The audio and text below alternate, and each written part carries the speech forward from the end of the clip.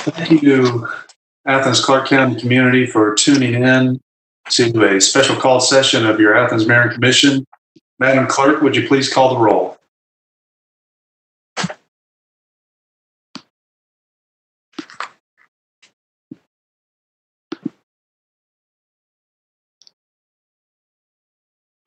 Davenport, Present.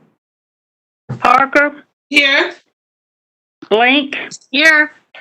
Wright, Present. Denson, Here. Naismith, Harrod, Present. Thornton, Present. Hamby. Here. If we have a quorum. Gene, did you hear Commissioner Neesmith? He is present. Yes, I heard him. Okay. Okay. The mayor is having technical difficulties. I'll be preparing these preliminary matters. We have a special called session with an item on the agenda to move into executive session for matters of real estate discussion. I will now entertain a motion to move into executive session. Second. So moved by Commissioner Neesmith, seconded by Commissioner Harrod. All in favor, say aye. Aye. Any opposed? Motion carries. Let's move into executive session.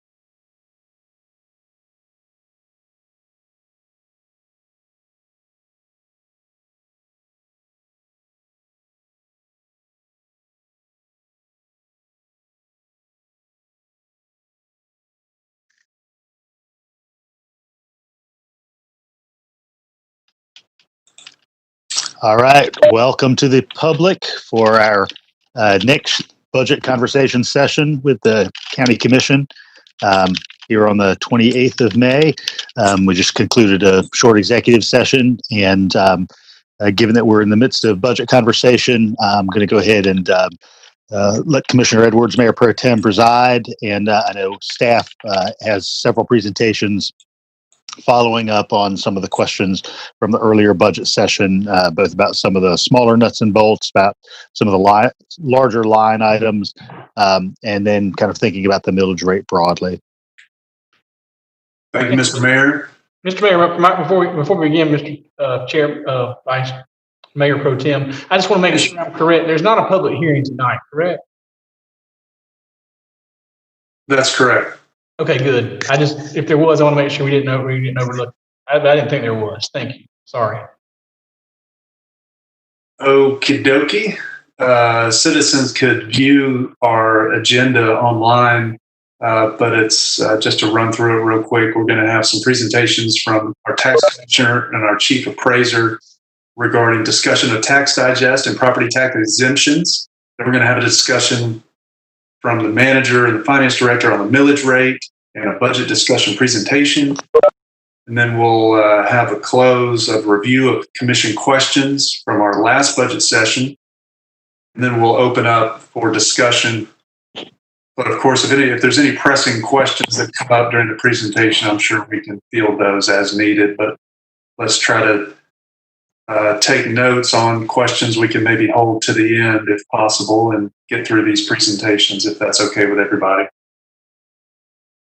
All right, let's go for it. Okay. We do, Kirk Dunnigan has joined us again, the chief tax assessor, and we're waiting for Tony. But really, after the questions at the last one, Kirk, I don't believe that you have a formal presentation per se, but we're ready to answer any questions or address any issues y'all may have on the front end of the conversation. Kirk, is that accurate? Yes, that's correct. Okay, well, I know one main question and takeaway from the last budget meeting was how a reassessment process might be ordered in light of the emergency pandemic. A lot of consternation countywide concerning the increase in the digest due to reassessment of comp sales and et cetera. So could you help us there, Mr. Dunnigan? Yes, I can. We are required by law to reassess property on an annual basis. Each year, our appraisals are reviewed by the Department of Audits with the state. And every 3 years, we're reviewed by the Department of Revenue to make sure that we are valuing properties correctly, equitably, and at fair market value. And we're actually being reviewed this year. And so January 1st is the valuation date each year.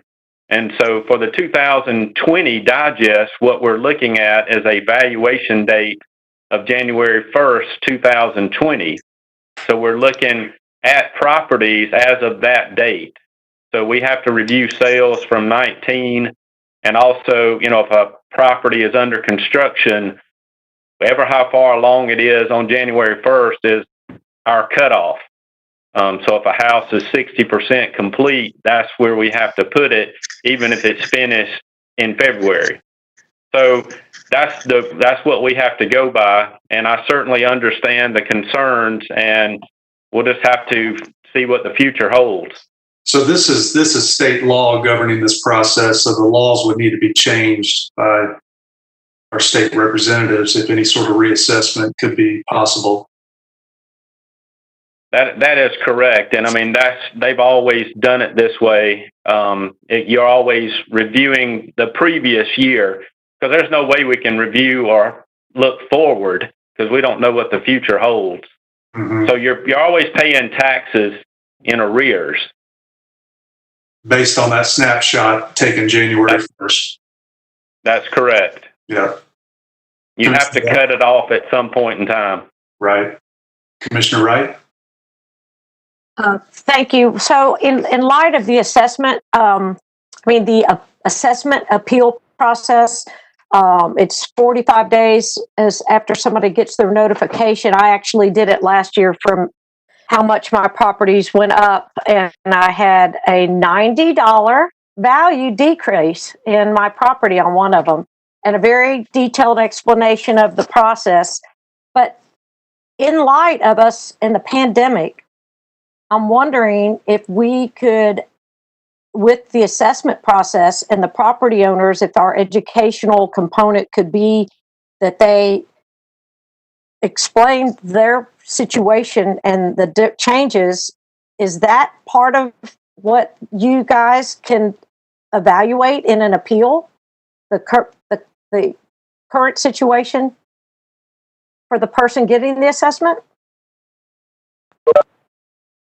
I think we have to look at it the way we always have looked at it. Yeah, the pandemic can't enter into your discretion of appeals. Kirk, I mean, you might. Oh, go ahead, Blaine. I was going to say you might have mentioned this is really more an issue for FY22. I think in your estimation, right, Kirk? Again, like I said, we have to review what has happened, not what is happening or will happen. And so, we don't even know what the future holds for next year because we aren't through with this year. And so, we always have to review properties based on that valuation date. I don't know how to answer the question any other way. Yeah, I see. Okay. I understand, and is this correct too, Kirk? I think this is one of my ACCG classes, was that at that yearly review, and especially at that third year review by the Department of Revenue, if the evaluations that you guys have done or the audit from them, that you guys have to be between plus or minus 5% accurate, or we get fined for you guys not doing your job accurately. You are absolutely correct. When they do these 3-year reviews, if we're off in any category, it's not us that gets fined, the county gets fined. And so they can get fined a certain amount, also a per parcel penalty for us not keeping values where they're supposed to be. Also, if you're not valuing within that 5% in any year, then you can't tax your public utilities at 100%. So that has never happened in Clarke County because we keep the values where they're supposed to be. Commissioner Denson? Thank you, and thanks for being here with us, Kirk. And I guess it's mainly following up on Commissioner Wright's question there of if there's anything we can do. And I understand we might be limited in state law, which is different, but I do see that in Cook County, Illinois, Milwaukee, a number of other cities, a number of other states, they have put in place COVID-19 pandemic adjustments for property value assessment, in which they put a process in place where people can apply for these specific adjustments based on the impact of the pandemic. And I completely understand that this is not something that we've done before, but I don't think this is something that anybody's ever done before. And so I do wonder if there has been any discussion on the state level, or if there is some kind of conversation that we can have, because that tool that these other cities have done, I think, is kind of what we are looking for a little bit. I'm not aware of any of that, and it would have to come from our state level. So, again, we have to go with the laws that we are governed by at this time. And I think y'all are also looking at rolling back the millage, which is a process that also helps property owners with their taxes. It's not just the value component.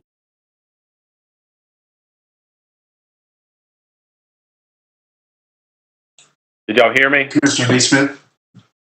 Yes, we heard you, sir. Yeah, Tim, Unfortunately, we don't have that. The only thing we do have is the ability to roll back the millage rate. There we go. And that's probably the most equitable thing we can do because it affects everybody. The renters, owners, small businesses, poor, rich. So I think we should seriously consider a rollback so that property taxes on the whole do not go up.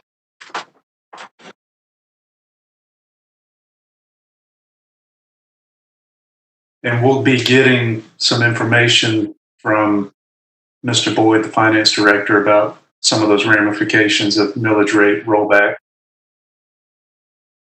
Anybody have questions for Mr. Dunnigan? I do. Commissioner Thornton? So I just want to understand if we did roll back the millage rate, which I 100% support, when Commissioner Hamby brought it up several months ago,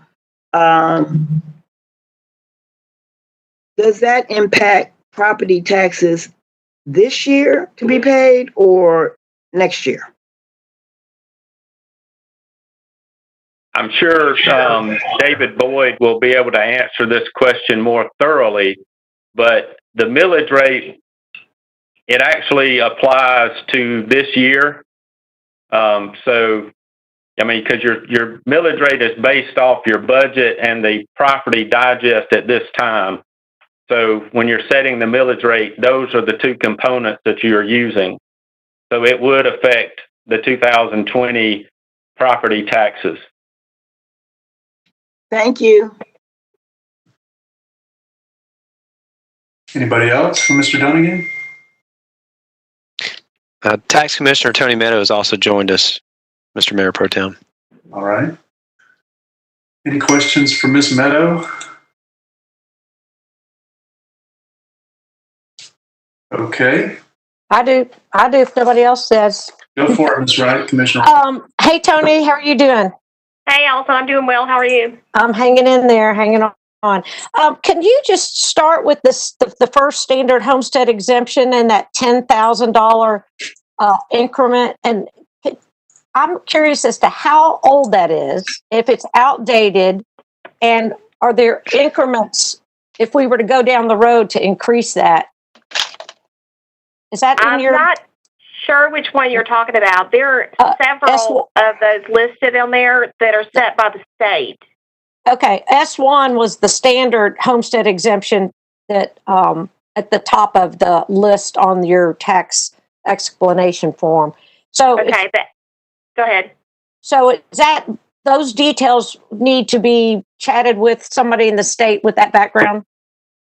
No, that exemption is S1, and the $10,000 exemption is specific to Clarke County.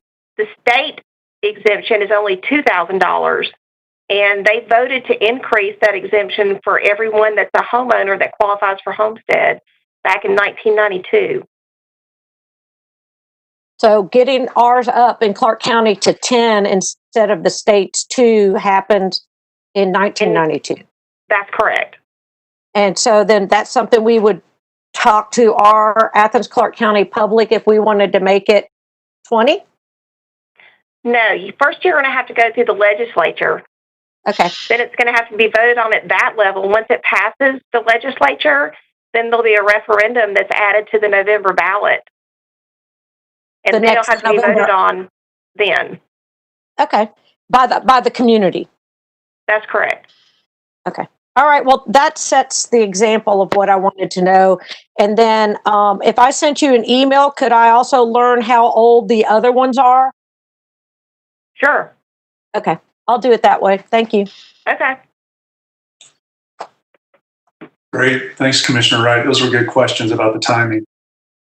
Any other input or questions for Commissioner Meadow?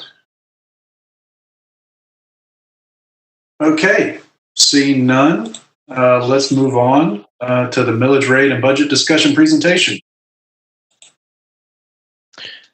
Okay, we've got Finance Director David Boyd with us tonight. Make sure he's joined. I'm looking through the group. Yes, sir. I'll turn it over to you, sir. Okay. Now, while I am trying to share content here, and that does not seem to be working.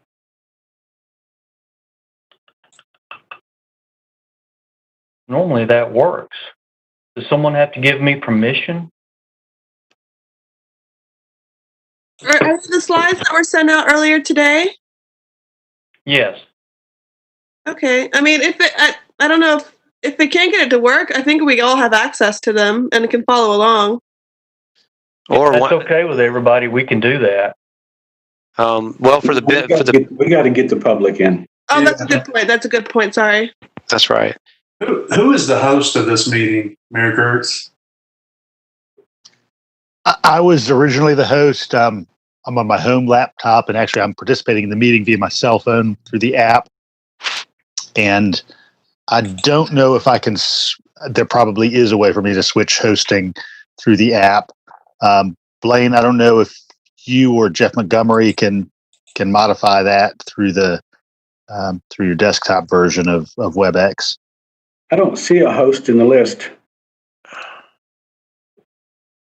Well, let me log out real quick, and I will log back in and see if that fixes the problem on mine. Somebody's gonna have to give you the ability to share, and we don't even have a host. Maybe we could resend a host link to me real quick, and I could log out and in real quick. We need some technical help here.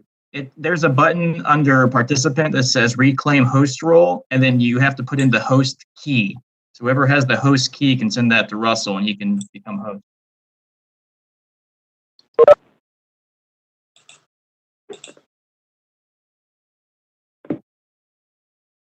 Okay, reclaim host.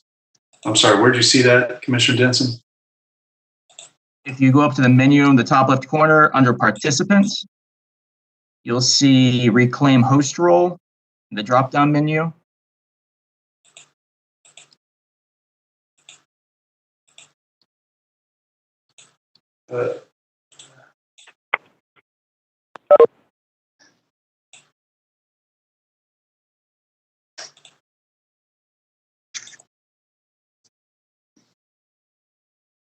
Okay, I'm on a Mac. Sorry. Okay. Yeah, I'm not sure. I'm on, yeah. But yeah, for me, it's under, if you pull up the, I don't know if you're getting the menu at the top. No. And under participant. No.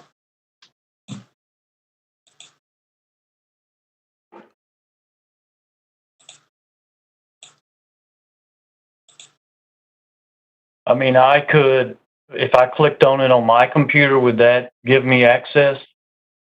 No, without the host key. Okay. Who do we got on here? Todd Dickey? Aren't you with PIO? Mr. Dickey? That's right. Todd's PIO. Mr. Dickey, can you hear us?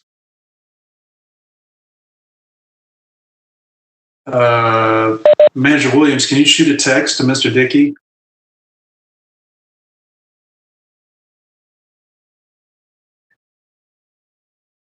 Okay.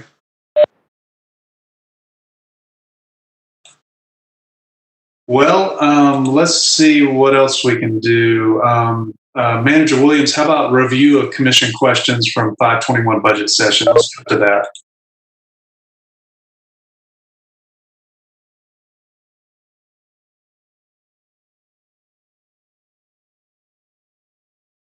I think you're muted, Manager Williams. Yes, sir.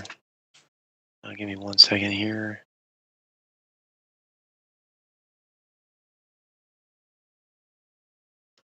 And so some of the questions that were asked, and I'll briefly go over them and we can talk about them further. One of the questions asked was when was the latest date the millage rate could be adopted and still mail the property tax bills by August the 20th, which is required by law. And the tax commissioner's response was the third week of July would be the latest the millage rate could be adopted. There's some steps that have to be taken to do that. And there's an appointment scheduled no later than the last week of July with the Department of Revenue, as we just talked about. So that would be the answer there. Another question, a corollary question was, can can the millage rate then be changed at a later date? And the answer was, once the millage rate is set, it cannot be changed. Another millage rate question asked was, when is the unified government notified when the official school district adopts the millage rate? And they send that over when they set it. From the information that we've gotten from the school board, they will be adopting their millage rate on June the 25th, 2020. Another question was, what was a process for the current homestead exemptions if we wanted to increase that? Commissioner Wright asked that question, and Tax Commissioner Meadow answered that. Another question was, and I'll stop after this. These are the ones that have to do with the tax commissioner, tax assessor. How soon would a freeze on property taxes occur after a historic designation is approved by the mayor and commission? And the answer is, once an area has been officially certified by local government and has been approved as such by the state historic preservation officer, eligible property owners can immediately begin to make an application for such historic assessment.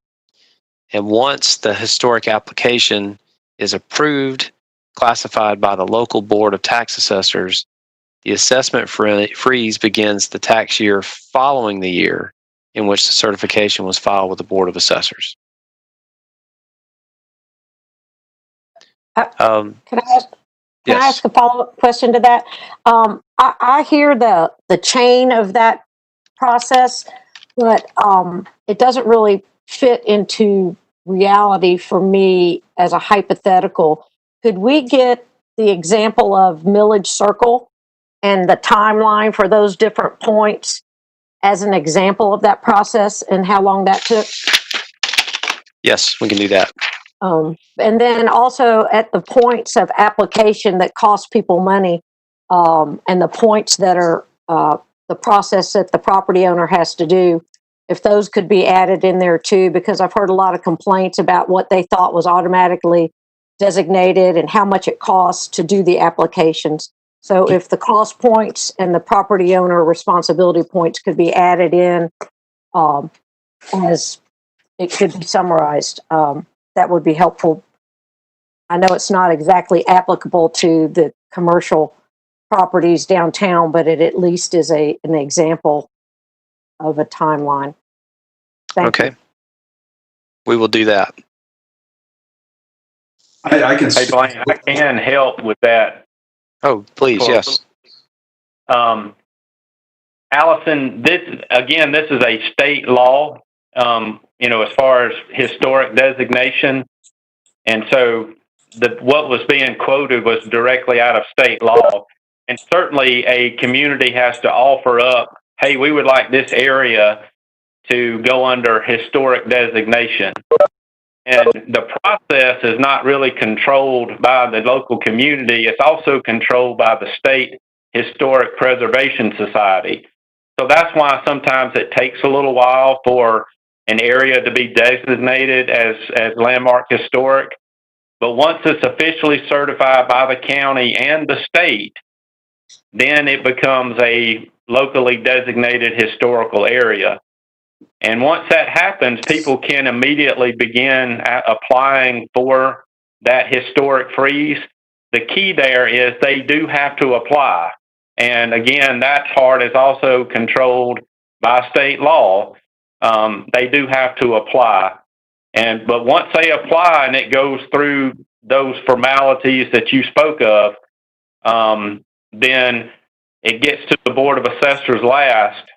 And once all the paperwork's done and it's officially certified, the board just basically adopts it. But the thing is, state law does say, suppose you apply for it and everything goes through December of 2019, you would get it for 2020. But if you did everything and it got approved in January of 2019, it doesn't go into effect till the year after that. That's just the way the law is set up. So I hope that helped answer some of your questions. I have a question, Kurt. So if if a person does apply and go through the whole process to the best of their ability, is there an option of it being denied, or is all, or are they all approved? Are there denied? Generally, for the most part, I would say that 99.9% of them are approved because they are already designated. They're in that historic area. And so it's just a bunch of check boxes. And so if everything is checked, then it goes through. I can't recall ever denying one, to be honest with you, as long as it meets everything. Sometimes you'll run into a situation where somebody may have a house and another building that's on the property that was not historic. And so the one building gets it, but the other building does not. But there's a way we can keep up with that. So, it has to meet all those qualifications. But if it does, there's really not any questions. You just check all the boxes and, 99.9% of the time it goes through. Yeah, in my experience, getting the credit in a historic district, you send a form into the state and they verify that it is in fact within the district, and you give that form to the tax assessors, and then it's done. Commissioner Denson. Thank you, Mayor Pro Tem. And yeah, on this subject, so whenever there's the property tax freeze because of somebody applying in the historic district, and then say values go down, does the value go down also, or is it still frozen in that same value? It is still frozen. Okay. So and go ahead. I mean, we've actually had people I know when we had the downturn between 2009 and 2012, we had hardly anybody apply for historic because they knew values were going down. So they waited till values started going back up and then applied. So, people, it is, once you apply, it's frozen. And we've had a few where it may have gone down for a year or two, but generally, as you know, with real estate, over a 10-year period, it generally goes up over the long run.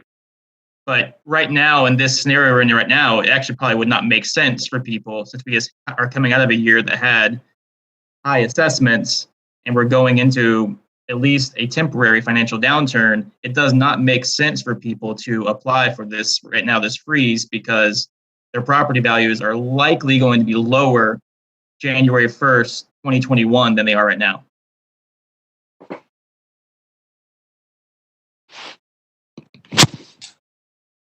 Any other questions?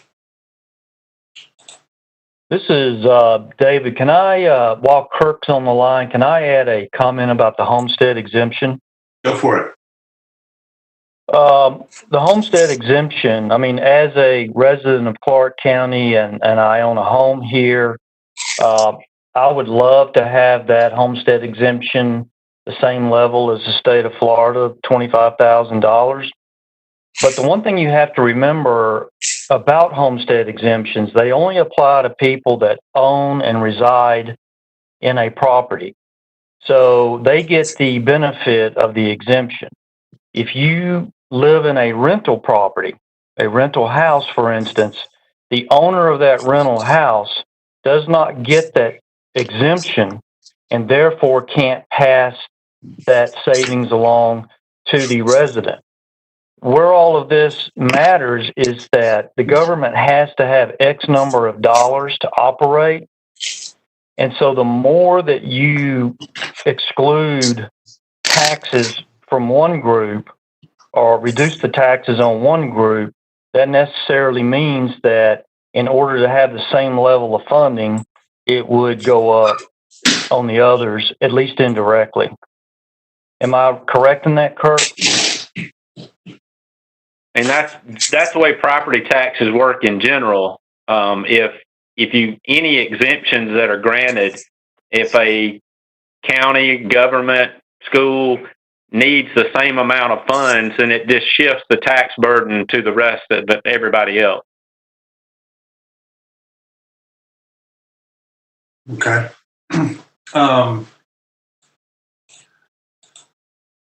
Any other questions along this line of questioning with homestead exemptions? While we have these experts on the line, Commissioner Neesmith? Perhaps being argumentative, but if the assessments are going up and then the local government is getting more money for its budget each year. So if we had exemptions that benefit those who need those exemptions because of their situation, whether it's their income or they're disabled or whatever it may be, as long as valuations are going up, we can adjust accordingly. We're not going to have to reduce our budget as long as the exemptions aren't more than what our valuation increases are. Commissioner Denson? And yeah, I just want to remind us that while there is this long process for the homestead exemptions for us to get in place, for us to make the decision, pass it, go on to local legislation, then go on to, we did back in January, this body did pass a resolution supporting low-income homestead exemption, which Representative Spencer Fry does have legislation drafted by the State House. And of course, we have 11 days left whenever they come back into session for that to be passed. And if that is passed within those 11 days, starting on, June 11th, then that could be voted on this November and going into effect more quickly than anything else does. So I hope, I know many of us have reached out to our state reps and our state senators, encouraging them to make that a priority when they come back in session. And I'm hoping that can happen. Great. Any other questions about exemptions while we're on this line? Okay. Manager Williams, absent any more guidance about hosting and sharing presentations, do you have any other feedback on commission questions from 521? I do, and Deborah, Assistant Manager London, is the only way that we can. There is no host because of the technical issues, so we're going to reissue an invitation so that that can happen. But I will go on to the next set of questions while we're getting that organized. All right. The next set of questions had to do with salary and benefit information from the last work session. One of the questions is, what is the cost of an increase to retiree pension payments? And when was the last time payments were increased? And to answer that question,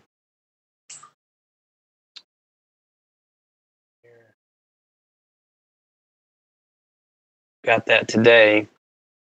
The answer is $400,000 across all funds. The general fund would be about 70% of that. So when I say that, it's $400,000 per year for every $25 a month increase for the retirees.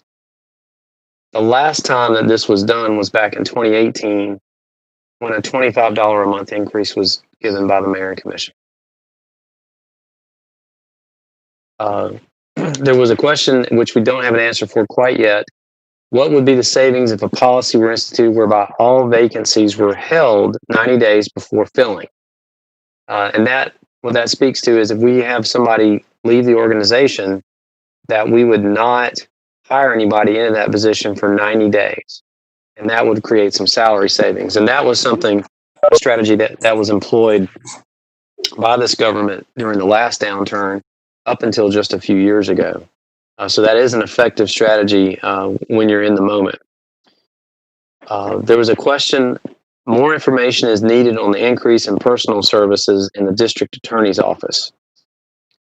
And the 2.8% increase to salary and benefits for FY21 in the mayor recommended budget is for the following: salary changes due to turnover, the 1% market pay increase for staff, an increase to benefits such as pension and health insurance. The district attorney position itself is a state paid position, the unified government provides a local supplement of $13,000 for the DA, that position, and smaller supplements to other state paid positions. So for the folks watching who may not understand this, some of our constitutional and judicial officers are actually state paid positions and are sometimes supplemented by the local jurisdiction, which is pretty common. The DA supplement was increased from $8,000 to $13,000 in FY19, and this was the first adjustment since 1994. So those were the questions regarding salary and benefits from the last work session. Great. Commissioner Thornton, did you? I know you had that question about the retiree pension. Are you satisfied? Would you like some input?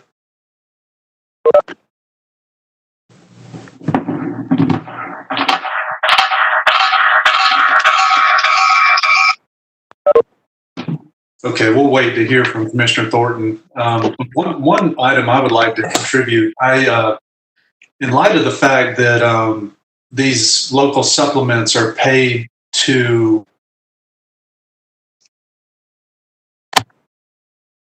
Oconee, the Western Judicial Circuit, and these are hard times for this pandemic. I think we need to find every single dollar we can. We all know that this election was canceled and that this position has now been appointed by the governor. So, I mean, I would be fine with removing that local supplement and devoting those funds elsewhere where they're needed. Me. I agree. I also agree. And I do have the question, is Oconee County paying anything towards this supplement? Okay, we can track that down. Commissioner Wright? I definitely, this is an elected position, and Athens-Clarke County has chosen to supplement that state salary in the past because the people in this community elected that position. And as long as there's an unelected DA, I don't really feel any obligation to contribute to that salary. Well, and let's be clear, this is for the appointed position itself, none of the staff. Commissioner Wright? Well, that's what I guess maybe we could get some legal feedback on supplements and understanding if we're going to talk about giving a supplement to a state employee, or whether we're supplementing our library workers that get other funding. If we were going to look at a supplement, wouldn't we have to give all the employees that get supplements and address all the supplements instead of just picking one? I mean, I understand why we're talking about this one, but legally, if we're talking about supplements, wouldn't we have to take a list of all the supplements and address them all? Judd?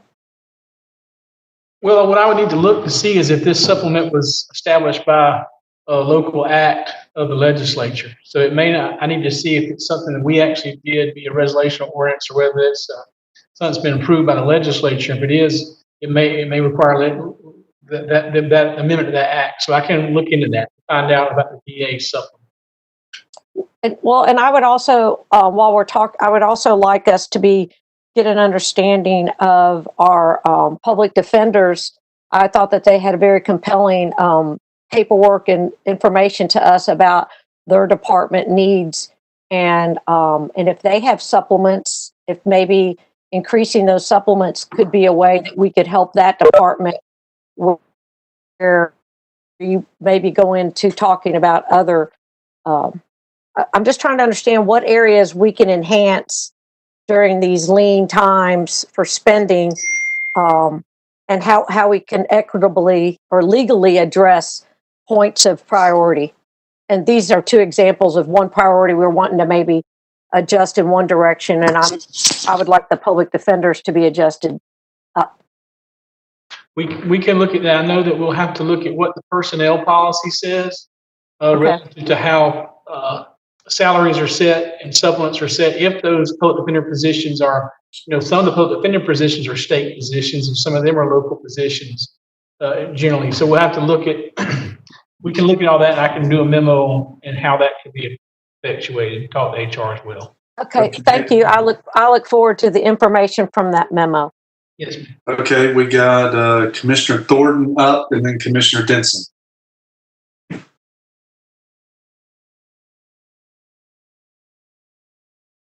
I'm not hearing Commissioner Thornton. You're muted, Commissioner Thornton.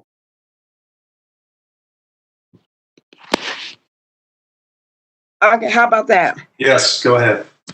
I really did not mean to have my hand up. I want to get to the supplements, but I think there are more just questions. So I'm sorry. I'm trying to figure out what's going on. Okay. Okay, just shoot me a text and I'll call on you. Okay, sounds good. Commissioner Denson? Thank you. Yeah, and going back to, I kind of agree with Commissioner Wright. I mean, I am in support of if we can to remove that supplement for a lot of the reasons that Commissioner Link brings up. But my main priority here is just making sure that the Public Defender's Office is getting an equitable treatment compared to prosecutors. And so right now I see that, the public defenders are asking for a 2.5% salary increase, which is going to cost $39,200, which is basically in line with what the DA and the solicitors are getting. And also a $5,800 operating expense increase. So that comes out to $45,000. So I just want to make sure, I want to prioritize, I want us to go ahead and just commit to funding those two things, which will keep them at least in line with the DA and the solicitor's office. And that can either come from partially us removing that supplement, and any other ways that we could possibly find that $45,000. But I would like us to commit to honoring that for the public defenders, which we're already doing for the solicitors and the DA. Okay. Any other input on this DA supplement and public defender? Okay, I think I'm hearing pretty good consensus that folks want to remove the local supplement to the DA, awaiting further input from Attorney Drake. I would need to see the whole list and how everything compares myself. Yeah. Okay. Speaking of salaries, and I'm sorry, Commissioner Parker. Thank you, Mayor Pro Tem. I was also going to make a comment on salaries, if you don't mind me going first. In reference to the email that Manager Williams sent out earlier today about the pay increases for general employees versus public safety employees, I think he made some good comments about the need perhaps for us to fully work out the public safety pay plan proposal before we implement that. So if we're looking at a way to trim the budget somewhat, sticking with a pay increase for general employees, but perhaps holding off on the increase for public safety until FY21 is something I would be supportive of. But I wanted to ask, is the pay increase for public safety calculated at the current strength of the force, or is that including additional officers being added to the force this year? Okay. A lot of good questions, and let me give you a couple answers to differentiate. The public safety pay plan. Well, let me address your questions first. Any increase is currently projected towards authorized staffing, not the addition of any, and that's important for everyone to understand. The Mayor and Commission's authority, among other things, is to set the budget and to create new positions. So no new positions can be authorized except by you. So the public safety pay plan, and when we say public safety and the pay plan, we mean the fire department, corrections, the sheriff's office, probation. So it means all of those, not just police. Yeah. Now, the public safety pay plan itself, the various heads of the public safety departments, the chiefs, propose that we consider a step plan. And that is something that you do find often with public safety agencies, and it is a predictive step up each year for employees that stay with the organization, and it has a built-in cost to it. We don't have all that figured out yet. We need to do more study, and that is why we had proposed a January implementation of that, because we needed to do more work on that. So I wanted to, again, differentiate between the thought was, if you were to move all this forward so that there would be an equitable treatment of employees as far as raises are concerned, that all the raises would occur on July 1st, even public safety. That would come out of the 2.1 million that's currently in the budget. If it's a 2.5% increase, say, then that would be about, I think, 1.2, 1.3 million of the 2.1 million. And then in January, when the public safety pay plan was finalized, we would move people to where they are. The July 1st increase would be on the way to where they should have been, if that makes sense. So it's a down payment, if you will. Towards where they would end up in January. That's right. Okay. And, okay. Russell, if you'd like to go ahead and let me think on that a little bit, and then maybe. Okay, sure. Speaking of salaries and raises within the broader context of the budget, does anyone have some comments on the mayor's proposed budget when it comes to salaries and pay? Go ahead, Commissioner Neesmith.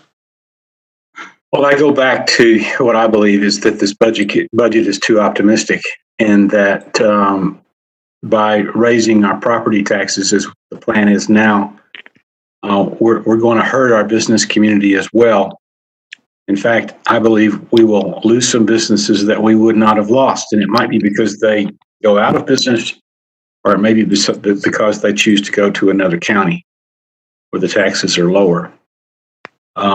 So the salary and benefit increase, or the salary increases concern me, because what I fear is this is going to be one more straw on the camel's back, where in a quarter or two, we realize that the recovery didn't happen as well as we thought it would, and we have to start furloughing employees. So I think we need to be incredibly conservative and very frugal with this budget, with the ability to raise it later, which we can do. But if you spend it, you can't get that money back by lowering it, except by cutting positions or furloughing people. Thank you. I have Commissioner Thornton and then Commissioner Link on deck. I'm going to ditto Commissioner Neesmith. I sent an email out, and I had just was going to kind of be quiet and see how this conversation played out with the rest of the commissioners. But I think that the budget is very optimistic. He put optimistic. I think that I don't even know the other word. It's not. I don't support it at all right now. But this is my first real budget process, and facing the COVID and whatever the collateral damages.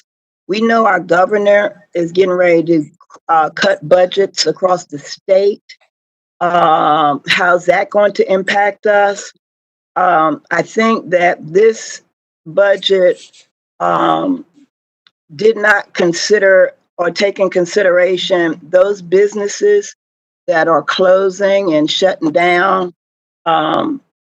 I think that, and I'm, like I said, it's my first real full budget process. I know I kind of stepped into it last year, but at a time like this, I would have liked the manager's office and the department to tell me, what can you cut? What can you cut? What kind of fat can we cut off? I'm not pushing against raises, but somebody's got to pay for something. I've asked the manager, and most of you have received my email I've also have asked the manager, I want to see how many consultants and contractors we have working in departments and how much we are paying them. I just can't, I'm not feeling good about this. It really looks like we're asking taxpayers to take the brunt of this pandemic by themselves. I think everybody who does a good job should get paid. I think everybody that does a good job, they should get an increase.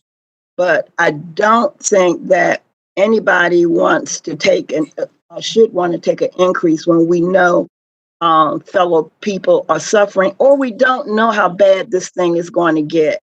So I'm just listening, but I do want to go on the record right now.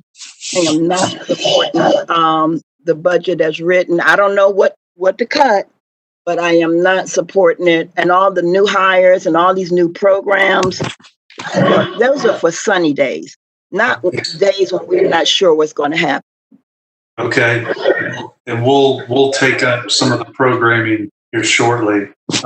Keeping it focused on some of the salaries and raises. I do share some concerns about the raises.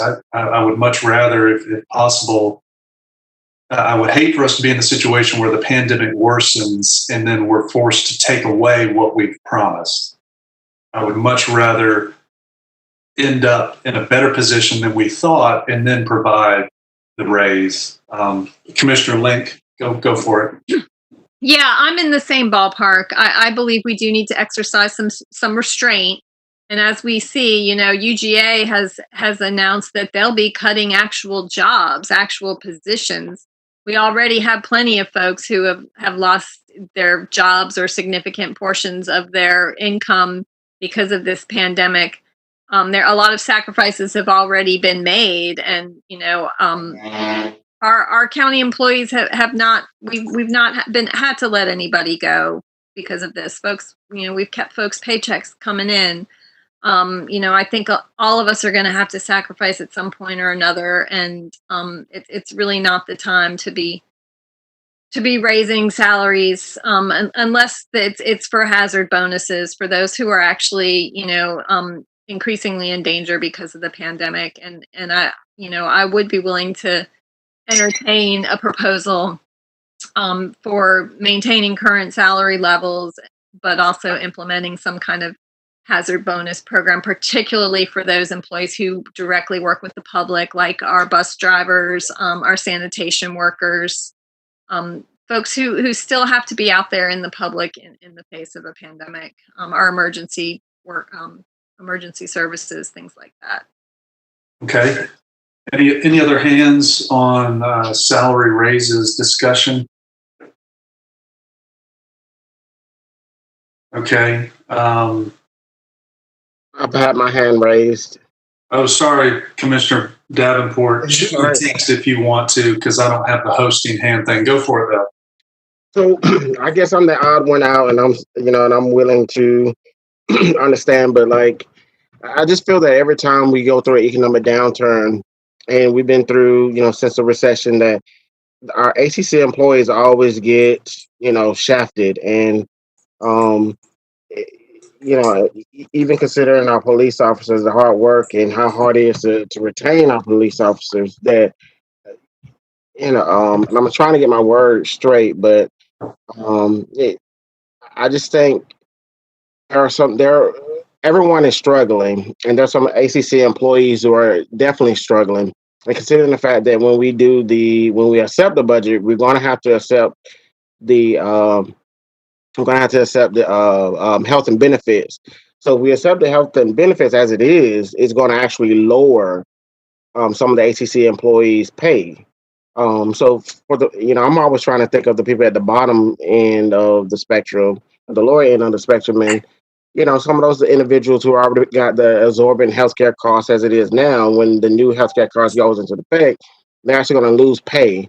So I'm actually for ACC. I know it's just bad politics and bad, and it possibly a bad policy, and I'm willing to learn more. But I would rather for us, because I'm 2/3 away through the budget, the mayor's budget. I have not finished it yet, but I would rather us to cut some of these absorbent programs and some of these duplicated, some of these programs that are duplicated throughout our community and not hurt our ACC employees.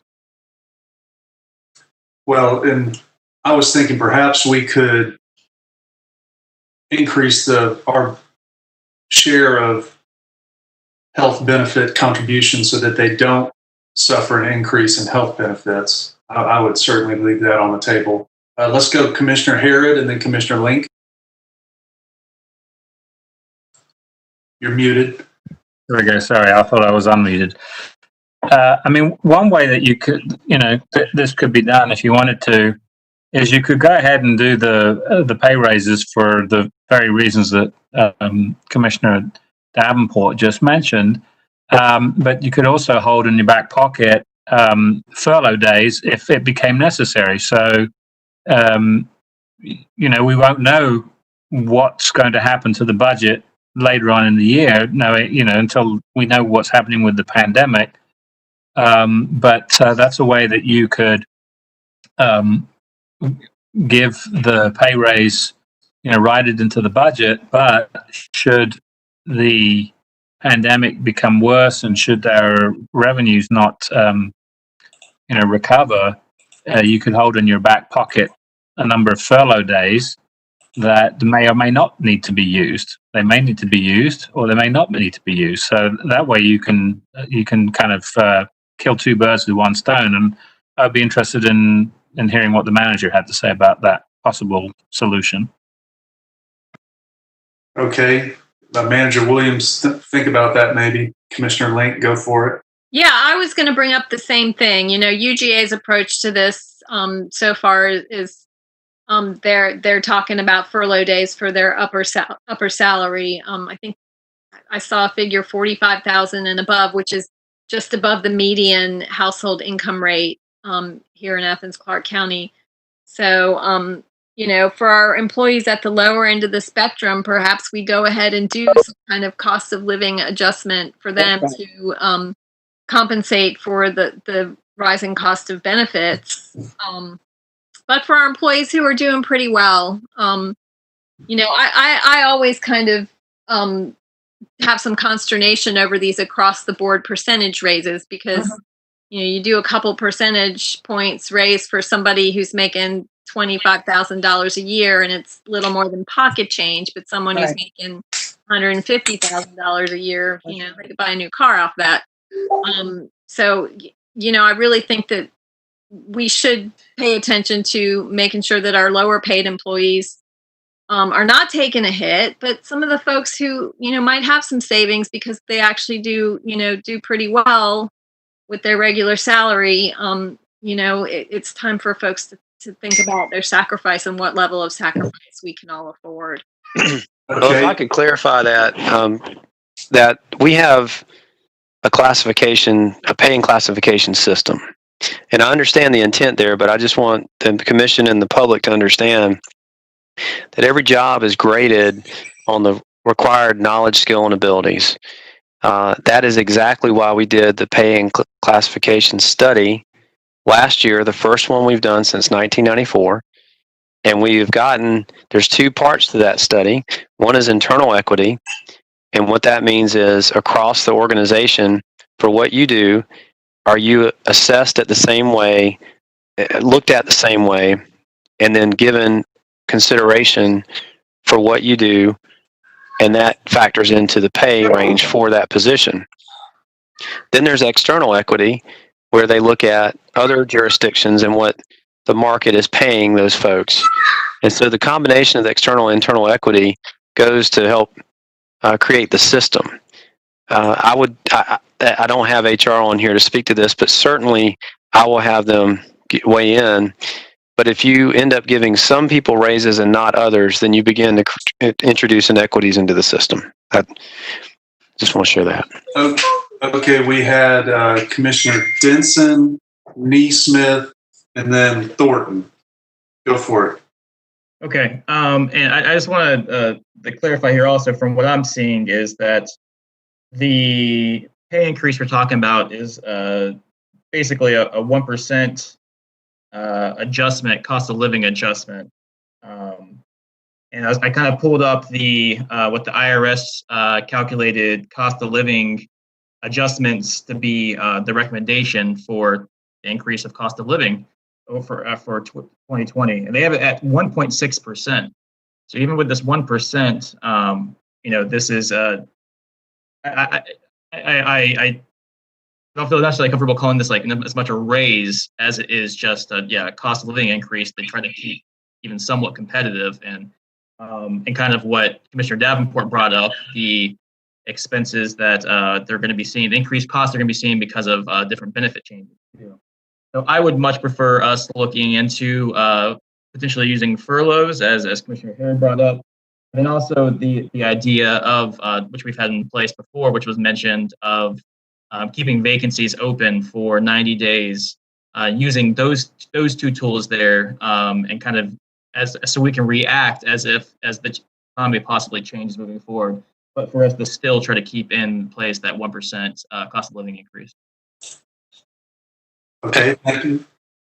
If I could just clarify, just for clarification's sake, I'm sorry. The way that the mayor's recommended budget is currently written, there is a 1.5% PMP, and that's our basically merit.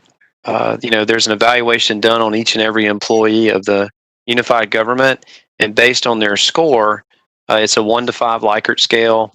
You have to score 3 or above to earn a raise, and then the amount of money that's allocated to your department is divided amongst those. So there is a merit-based increase of 1.5%, and as Commissioner Denson said, there is a 1% across the board cost of living adjustment. So the total proposed right now in the budget and before you is 2.5% collectively. Thank you, sir. We had Commissioner Neesmith and Commissioner Thornton. The problem I have with giving the raises and then deciding maybe to use furloughs later is that doesn't take us any further into reducing our budget. It doesn't take us at all. We just kick in furloughs in an emergency. My goal is to reduce our budget so that we can reduce the property tax millage rate. So this argument to me is kind of nil, because it doesn't achieve anything unless we eliminate the raises and also we don't hire any new positions. I want to be really clear about the raises. I think we could give raises, but my first suggestion was I would like to know where the extra is in department. I would like to see the departments should have started with a 0 budget and built up. I don't know what the process was. So I think that there's money for raises possibly, but I do know, I know just from being on the commission, there is a lot of money. There is some monies that, or some things that we're paying for that may not be necessary, especially in this time. So I agree with Commissioner Davenport and Commissioner Link on, especially about the hazard pay. I think that's very important, but we need to look what things we can do without, so we can give our deserving staff and workers a raise that they really increase. And the other thing, when we give raises, that also increases their taxes. So we're given a raise, but the government is right there to take that extra change. So it's a difficult situation, but the best way I could think of, tell me or show me who our contractors are, how many contractors are and what they're getting paid, and how long have they been on our payroll. That's what I need to know. But I do support raises, but not at the expense of not knowing what's going to happen. Okay. Thank you, Commissioner Thornton. Manager Williams, let me know that David Boyd's prepared with his presentation so we can move on to revenues sources. But we are speaking about expenses right now. So, I would be open. Perhaps we could just finish by touching on programs or programming that maybe jumped out at y'all, that y'all saw places where we might be able to cut back. Is there anything anyone wants to touch on real quick on that? It doesn't have to be real quick, but beyond salaries to other expenses.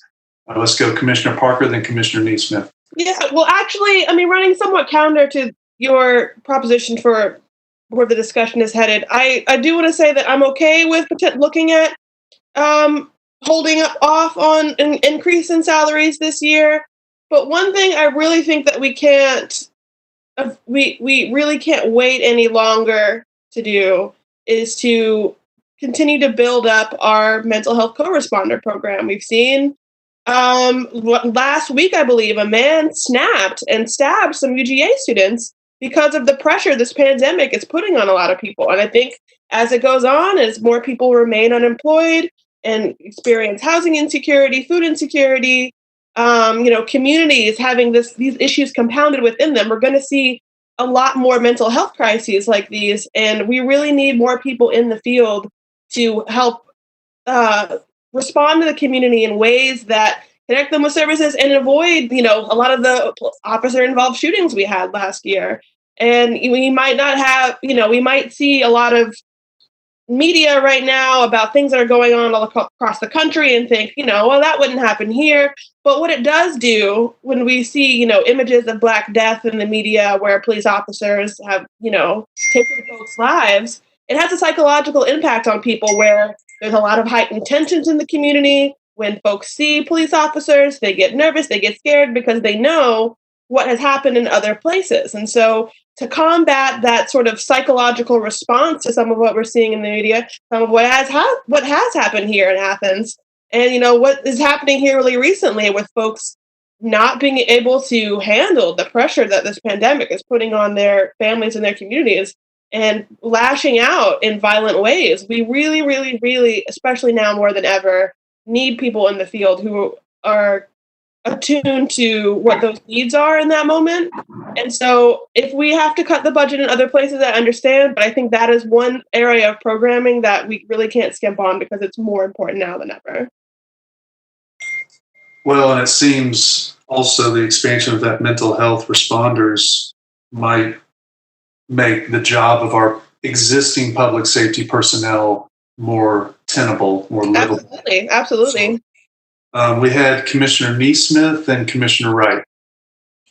Yeah, Commissioner Parker, I completely agree. In fact, it adds another dynamic to what I'm after, is that we need to, instead of doing things as usual under these unusual circumstances, giving raises across the board as opposed to doing some of the things we need to do, such as the mental health and the co-responding team, which is something we need to do because of the situation we're in now.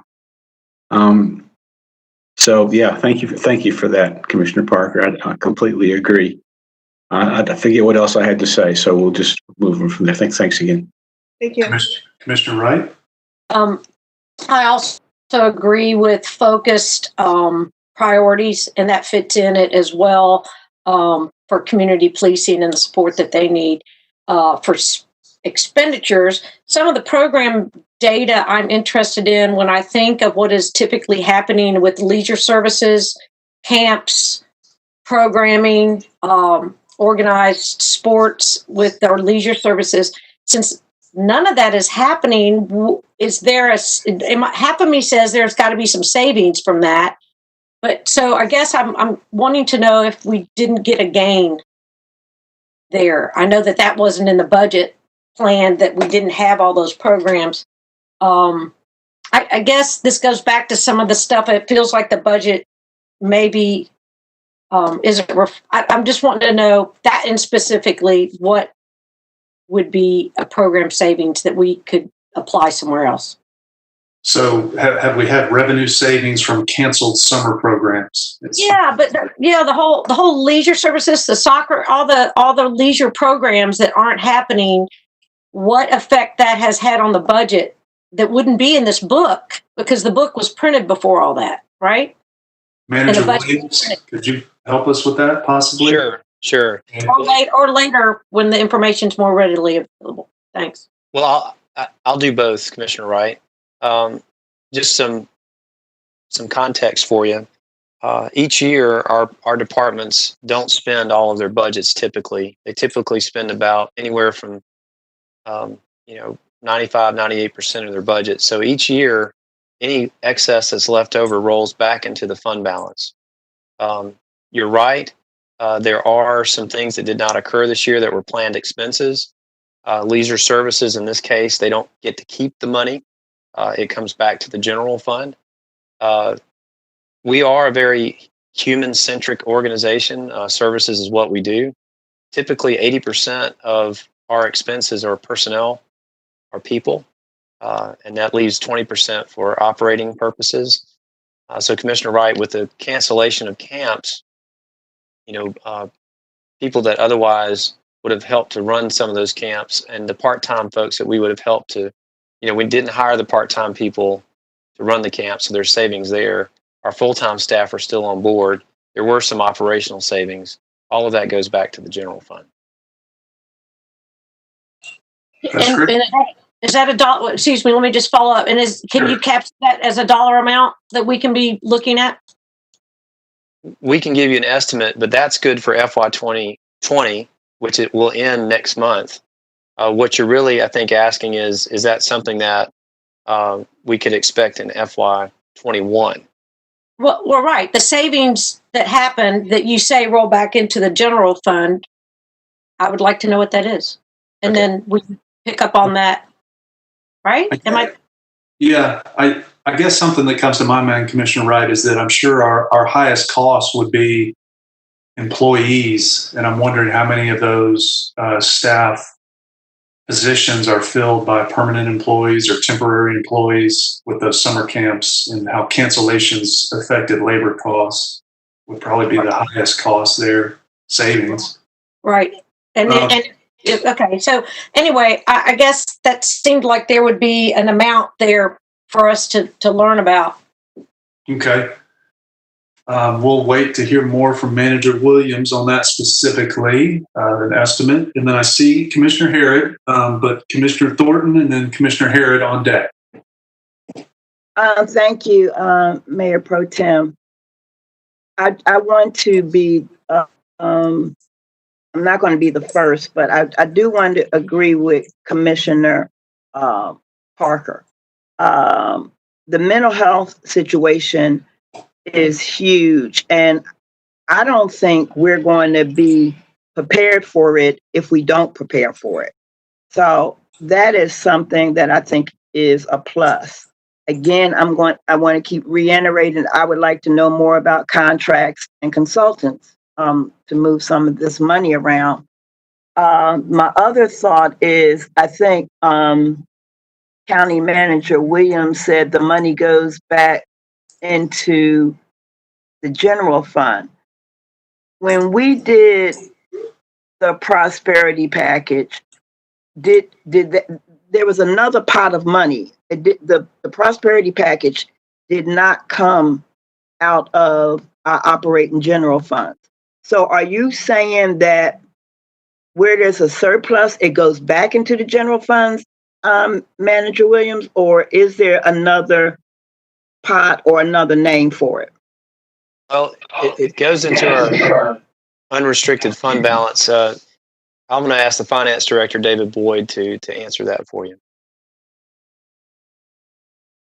Any surplus at the end of the year goes into the unassigned fund balance or unrestricted fund balance. If there's any expenditures that were labeled as assigned or committed, and all those were not spent, assuming they were approved for the following year, they would be in there as assigned or committed for the following year. But generally, surpluses in the general fund budget flow into the unrestricted fund balance. So then that is what I think, and tell me if I'm wrong, Commissioner Wright, that is the dollars you're asking for, the monies that would be heading to the unrestricted fund balance. That's exactly right, Avita. You have captured the terminology I was looking for so that we could ask specifically for what the balance is of the unrestricted fund balance, where that's headed and what that looks like.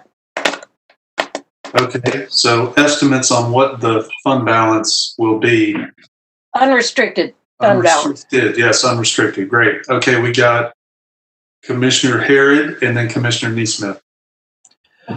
Thank you, Mr. Mayor Pro Tem. I had a question for the manager.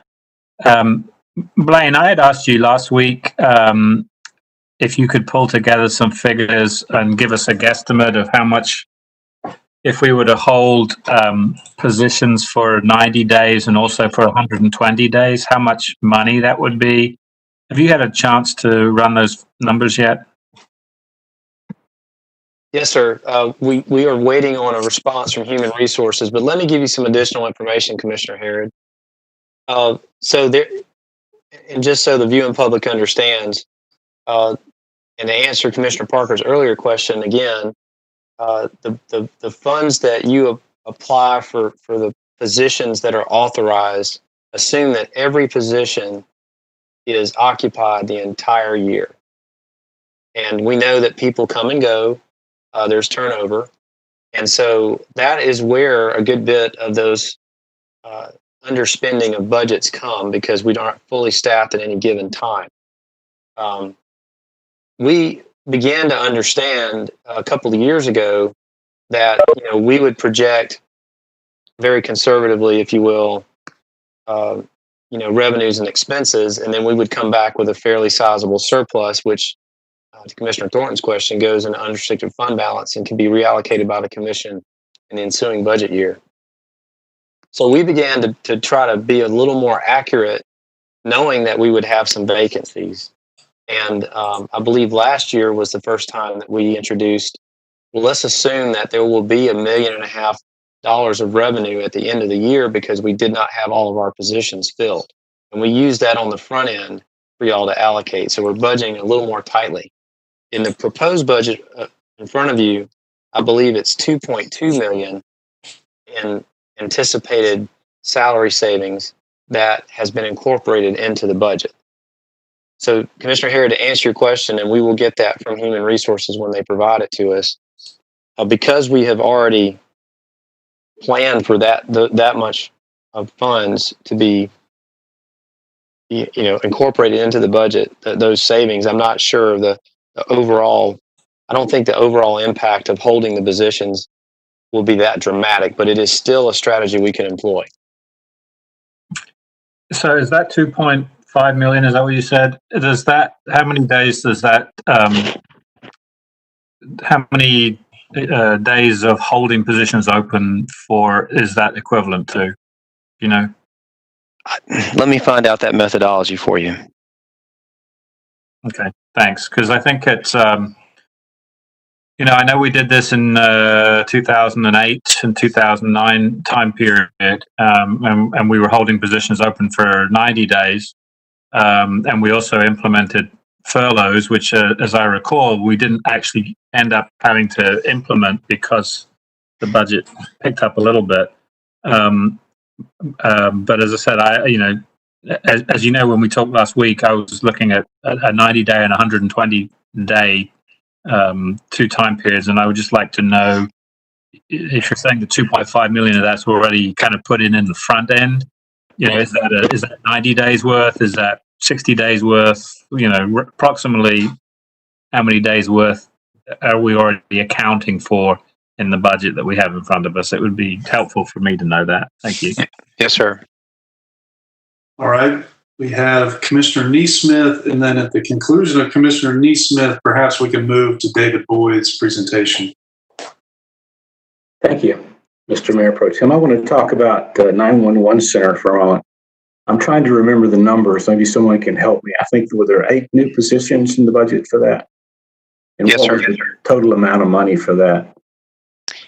Well, and given the point we just discussed, we did not budget that those 8 positions would be filled on July 2nd.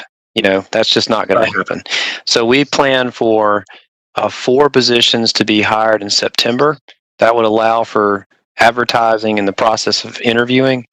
And then we'd have to take some time to get those folks onboarded before we did the second round. So I think it's $360,000 contemplates 4 hired in September and 4 hired in January. So partial years funding. And as I recall, these people would be specially trained in answering 911 calls for medical emergencies. Is that correct? Well, it would. The reason why the additional positions are needed, all of our call takers would be trained, is my understanding. And with emergency medical dispatch, they are trained in medical protocols, and so they would be giving instructions to the caller for interventions or things they could do to assist until EMS or the paramedics or the fire department showed up.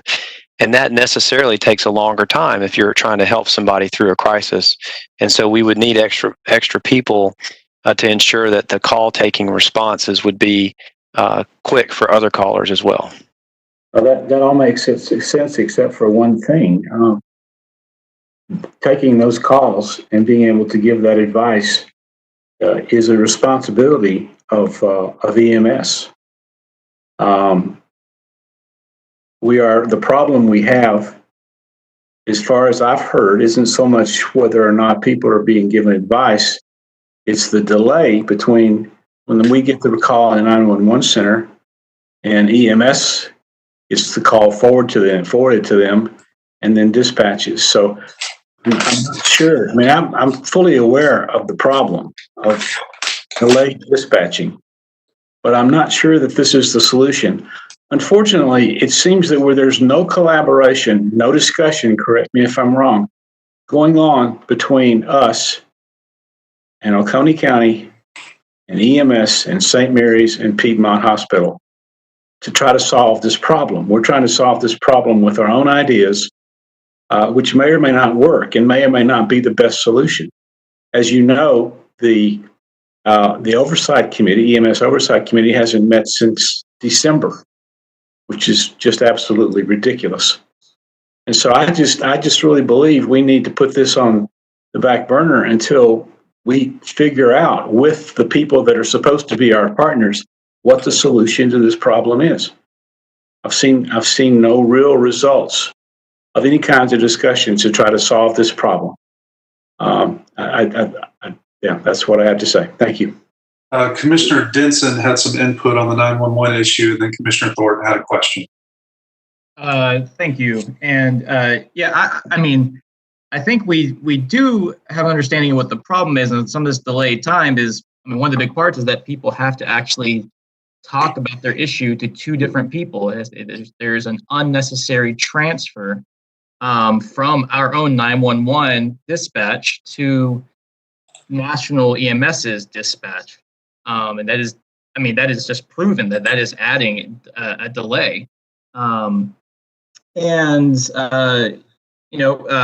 own Captain Kelly with our EMS dispatch, they came out with a proposed recommendation, which we've talked about many times, called Option 4, which would bring that EMS dispatch part in-house, just as we do for fire and police. And this is something that many, if not most, other communities have done, including some that use national EMS here in Georgia. And again, which we've already discussed, we're talking about in the mayor's proposed budget, bringing on the 8 positions to try to assist and get us closer to that. But again, the recommendation from our own police department, from our own EMS dispatch, is for us to go ahead and fully fund Option 4. And I do appreciate the manager compiling some information, some numbers. They go a little bit further into it after our last budget hearing. And as I brought up in that hearing, we right now have $428,458 as a recommended fund balance for this coming budget. So we have money aside that I feel like is intended to be used for our E911 services. With the manager's recommendations of how much these things would cost if we move forward. And my numbers come out to, this is with us getting the radio equipment, system interfaces so that we can have our EMS dispatch talking directly to the people in the ambulances, which is what we want. That if we did this, it would cost us $292,000 if we phased in those 2 additional personnel in the same way that the other 8 are proposed. $292,000. Again, we have $428,000 in that fund balance. So I am recommending that we go ahead and spend that money of the $292,000 and take it out of that recommended fund balance. And I understand that there's like some concerns about how we interact with the license, the zone licenses that we have right now, and that we'd have to figure that out how we're going to work with Oconee County because it would change the structure.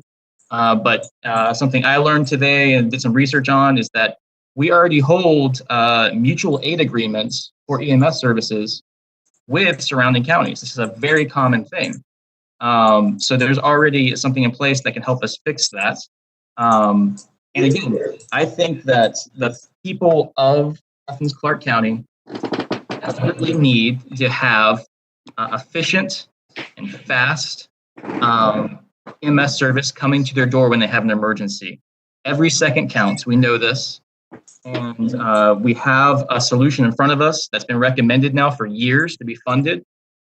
We have the fund balance right now sitting there. We have the money available to do this. This is the time for us to move forward with this. And I highly recommend that we do so. Okay, thank you, sir. Commissioner Thornton? Thank you, Mayor Pro Tem again. I want to backpedal a little bit to County Manager Blaine's comment about, I guess it was a salary scale that was done, I think, before I became a commissioner. And this salary scale was designed for, I guess, equity pay across the board. I think when we come up, because I want to go back to support Commissioner Link's comment and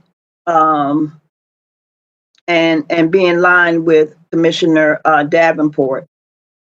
When we did that, I think in any situation, when you do something, research or a study, and things change, you have to change with those things.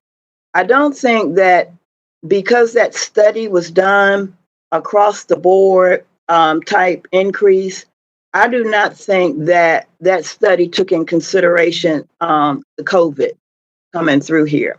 We should always have a backup plan, and when we have an emergency. I don't want to be tied to something that you came up with when, or somebody came up with when things were a lot better. I don't think that is how this government should operate. When the information changes, we should change. But to tie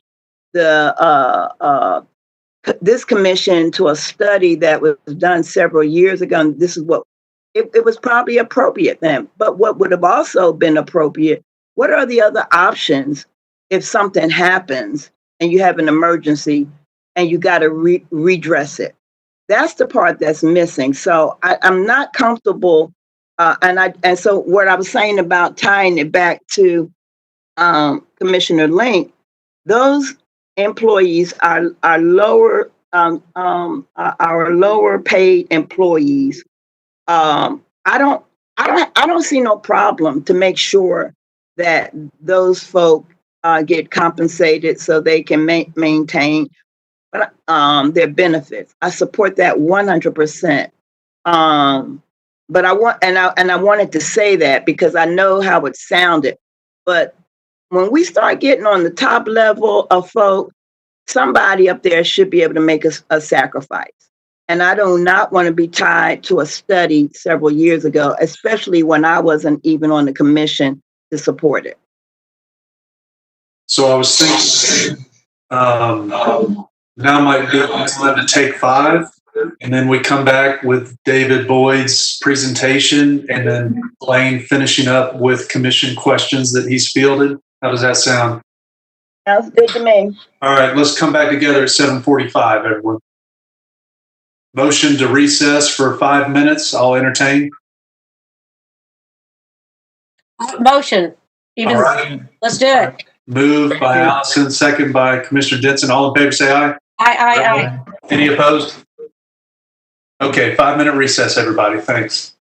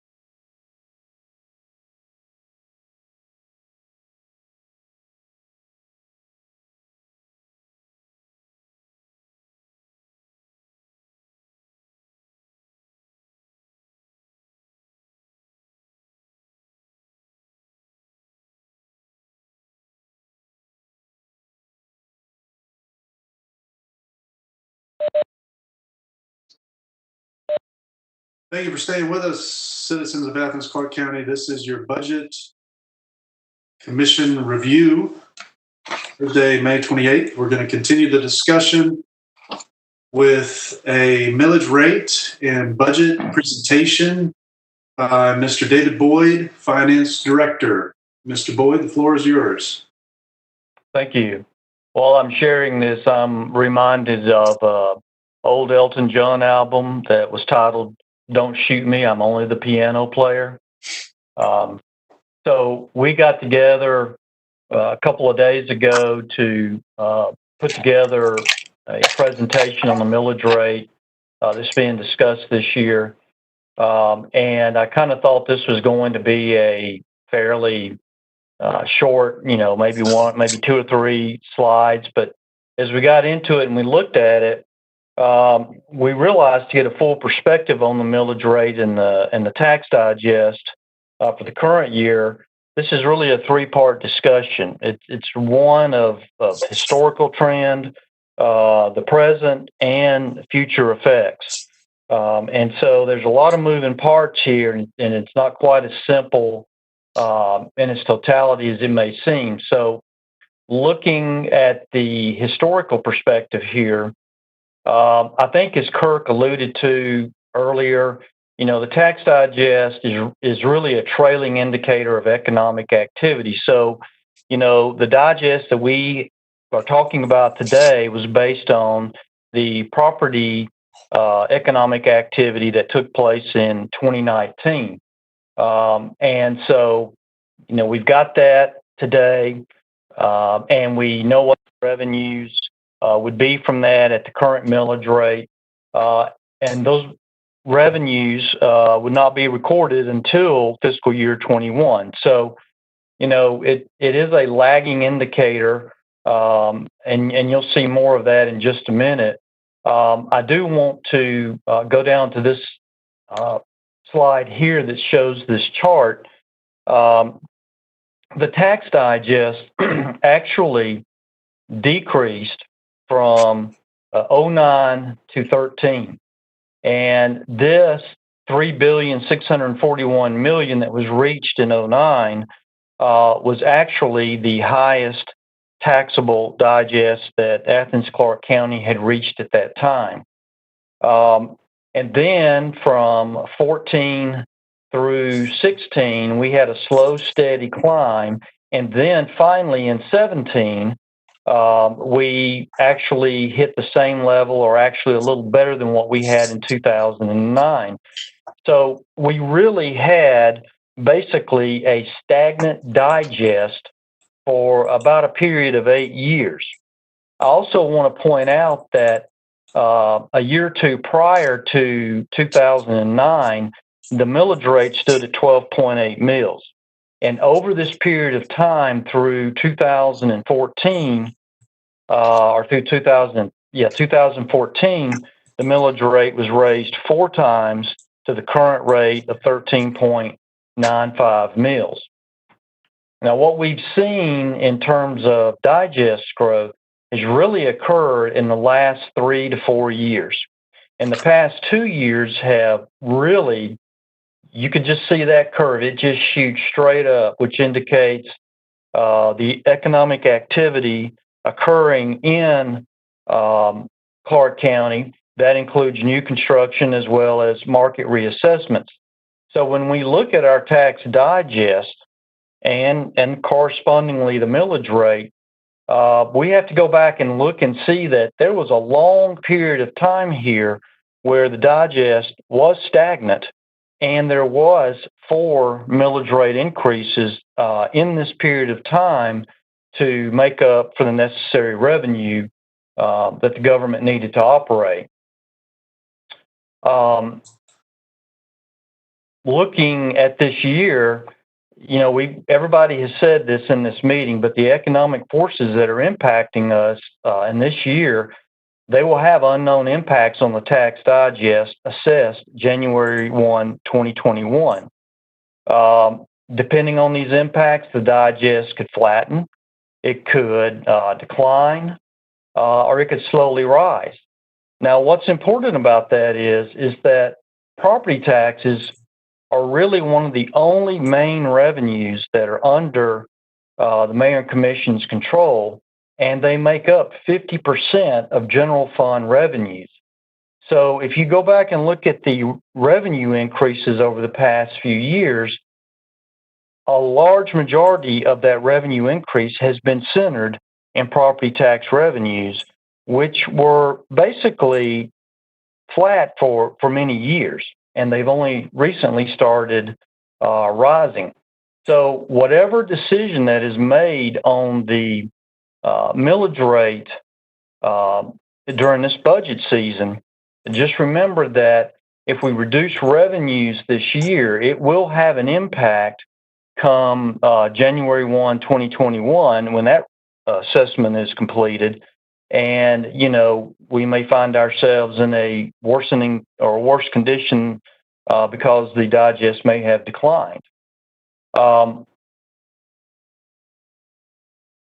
Now, what does that mean? Well, you know, when you're looking at your budget going forward, you know, there are decisions that are being made in the 21 budget that are going to have an impact on the fiscal year 22 budget.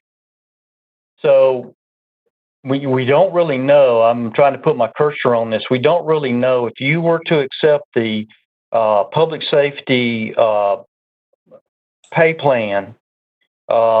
Just remember, that's only a partial year funding. And so when the study's complete, there's going to be an additional 1 or 2 million or whatever it may be funding in 2022 to keep that plan going. But one of the things that, but discounting that, we know that from some of the other actions that are being, that are in this budget, if they're adopted, the 2022 budget will necessarily go up 3.5 to 4 million in cost that to continue these things that are adopted in this budget.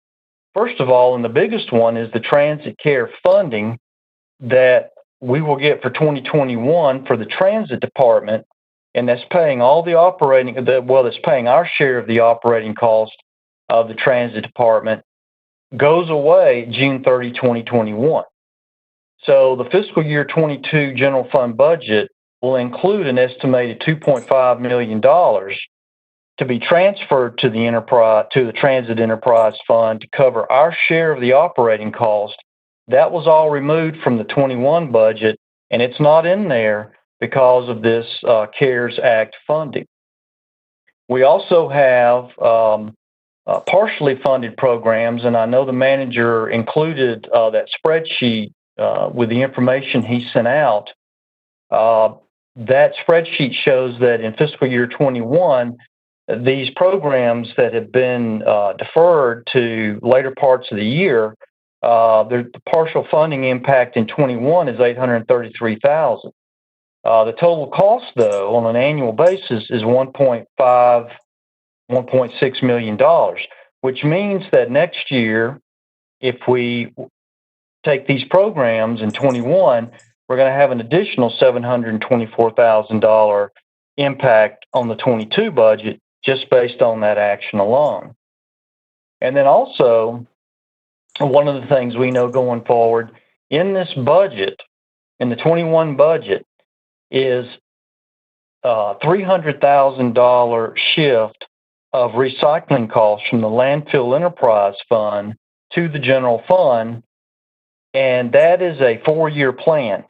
So that the total is $1.2 million that will be transferred if that's accepted. And so we're doing $300,000 in 21, and there will be another $300,000 next year. So this runs through 24. If you just assume $4 million in costs from these programs alone, and how they impact the fiscal year 22 budget, the digest that's assessed on January 1, 2021 would need to increase an estimated 6% based on the 13.95 millage rate that we currently have, and 6.5 based on 13.215 full rollback millage rate. So what I guess I'm telling you is is that going into next year, we know we have these costs that if they're accepted in this current year, they're going to have costs associated with them next year. And if you reduce the millage rate this year and we have a flat digest or even a decline in the digest for January 1, 2021, that is going to cause some ripple effects in the budget for 22. Looking at the present, the mayor has recommended a 1/8 mil rollback to 13.825, and that is causing, and we've budgeted this, we've included this in the budget, that's causing a revenue reduction of $600,000.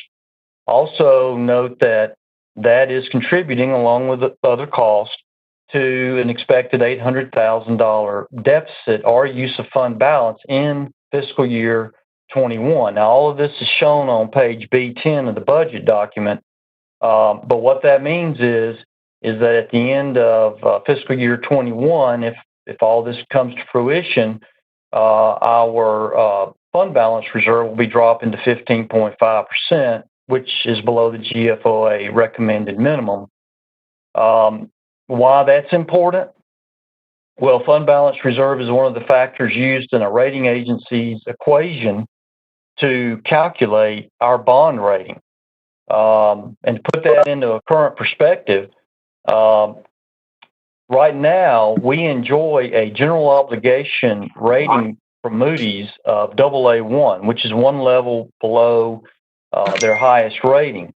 You may remember when we issued $32 million in SPLOST 2020 bonds, we got a 1.04% 11-year bond interest rate.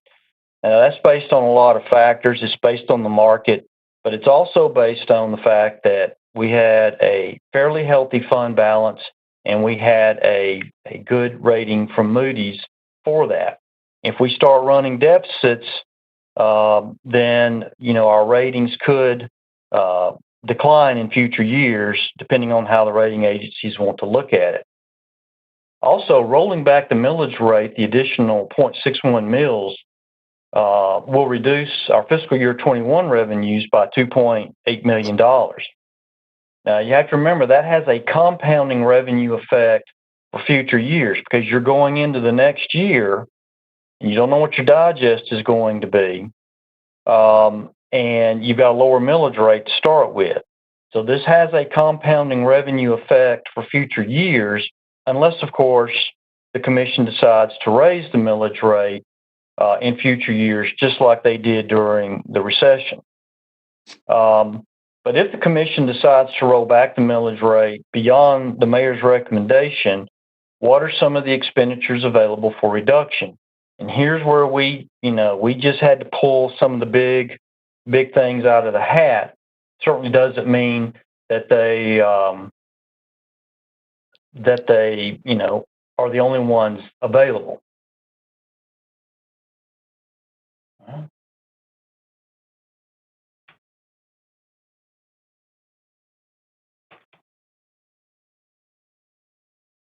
Now I can't go down.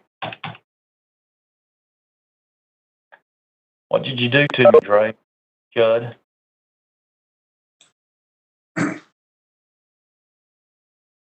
Okay. So if we choose to do no expense reductions, then the 2.8 million revenue reduction would increase the projected fiscal year 21 deficit to 3.6 million. Obviously, this is going to have a significant financial resiliency impact in future years, especially when you factor in the expected revenue compounding effects of a millage rate rollback. But to come up with just some quick examples of expense reductions with expected impacts, we talk about how we end the year in the general fund, and generally our operating expenses are less. And I'm just talking about operating. I'm not talking about salaries or anything like that. They're generally less than what was budgeted. And that's mainly because most people watch their expenditures and they come in under budget. We expect, based on historical trends, that 80% of what we can normally expect to come in under budget on operating expenses would be about $800,000. That's certainly something we could include in the budget. However, the impact is that's going to leave everyone with a very tight operating budget, which may trigger the use of contingency funds or require a budget amendment. And the next one is the same thing for payroll expenses. Now you have to remember, we've already included a $2.2 million reduction in the fiscal year 21 budget for expected vacancies. We didn't always do that. We just started that, I think, this fiscal year, and we've got 1.5 built in this year. And so we built in 2.2 million for next year. We figure we've got about 800,000 left that we could reduce payroll expenses and still meet budget. However, if payroll expenses came in higher than what we expected, we have the same impacts that we do for operating expense reductions, which may also include hiring freezes and furloughs and things like that. We have $300,000 of recycling costs that we're planning to transfer to the general fund from the landfill fund. I think you were given a presentation on this in a recent work session, and what that would essentially do, the impact of that would be is that it would speed up the projected landfill fund deficit operation timeline. So, you know, they're already beginning to operate at a deficit because of that 1.2 million in recycling cost. And if we decide not to transfer funds over, that's going to speed up that deficit timeline. On the other hand, to offset that, you know, there in the fee schedule, there's proposed minimum waste minimalization fees. Those could be increased even more than what's proposed, and that would help make up that difference. Or you could choose a reduction in recycling services, and I have no idea what that would be, but that is an option. We've got the $320,000 for the E911 positions. The impact of that would be a delay of public safety improvement. We've got $900,000 budgeted for proposed prosperity programs. Again, the impact for that is unknown social impacts, and that's basically the Neighborhood Leaders Program and 2 grant positions. We've got the $2.1 million in there for the public safety pay plan. Of course, if you don't give any type of raise at all to public safety, you don't know whether there could be unknown hiring and retention rate effects. $833,000, that's actually wrong. I hate to admit that, but it should be 833 minus 320 because the 320 is included in the 833.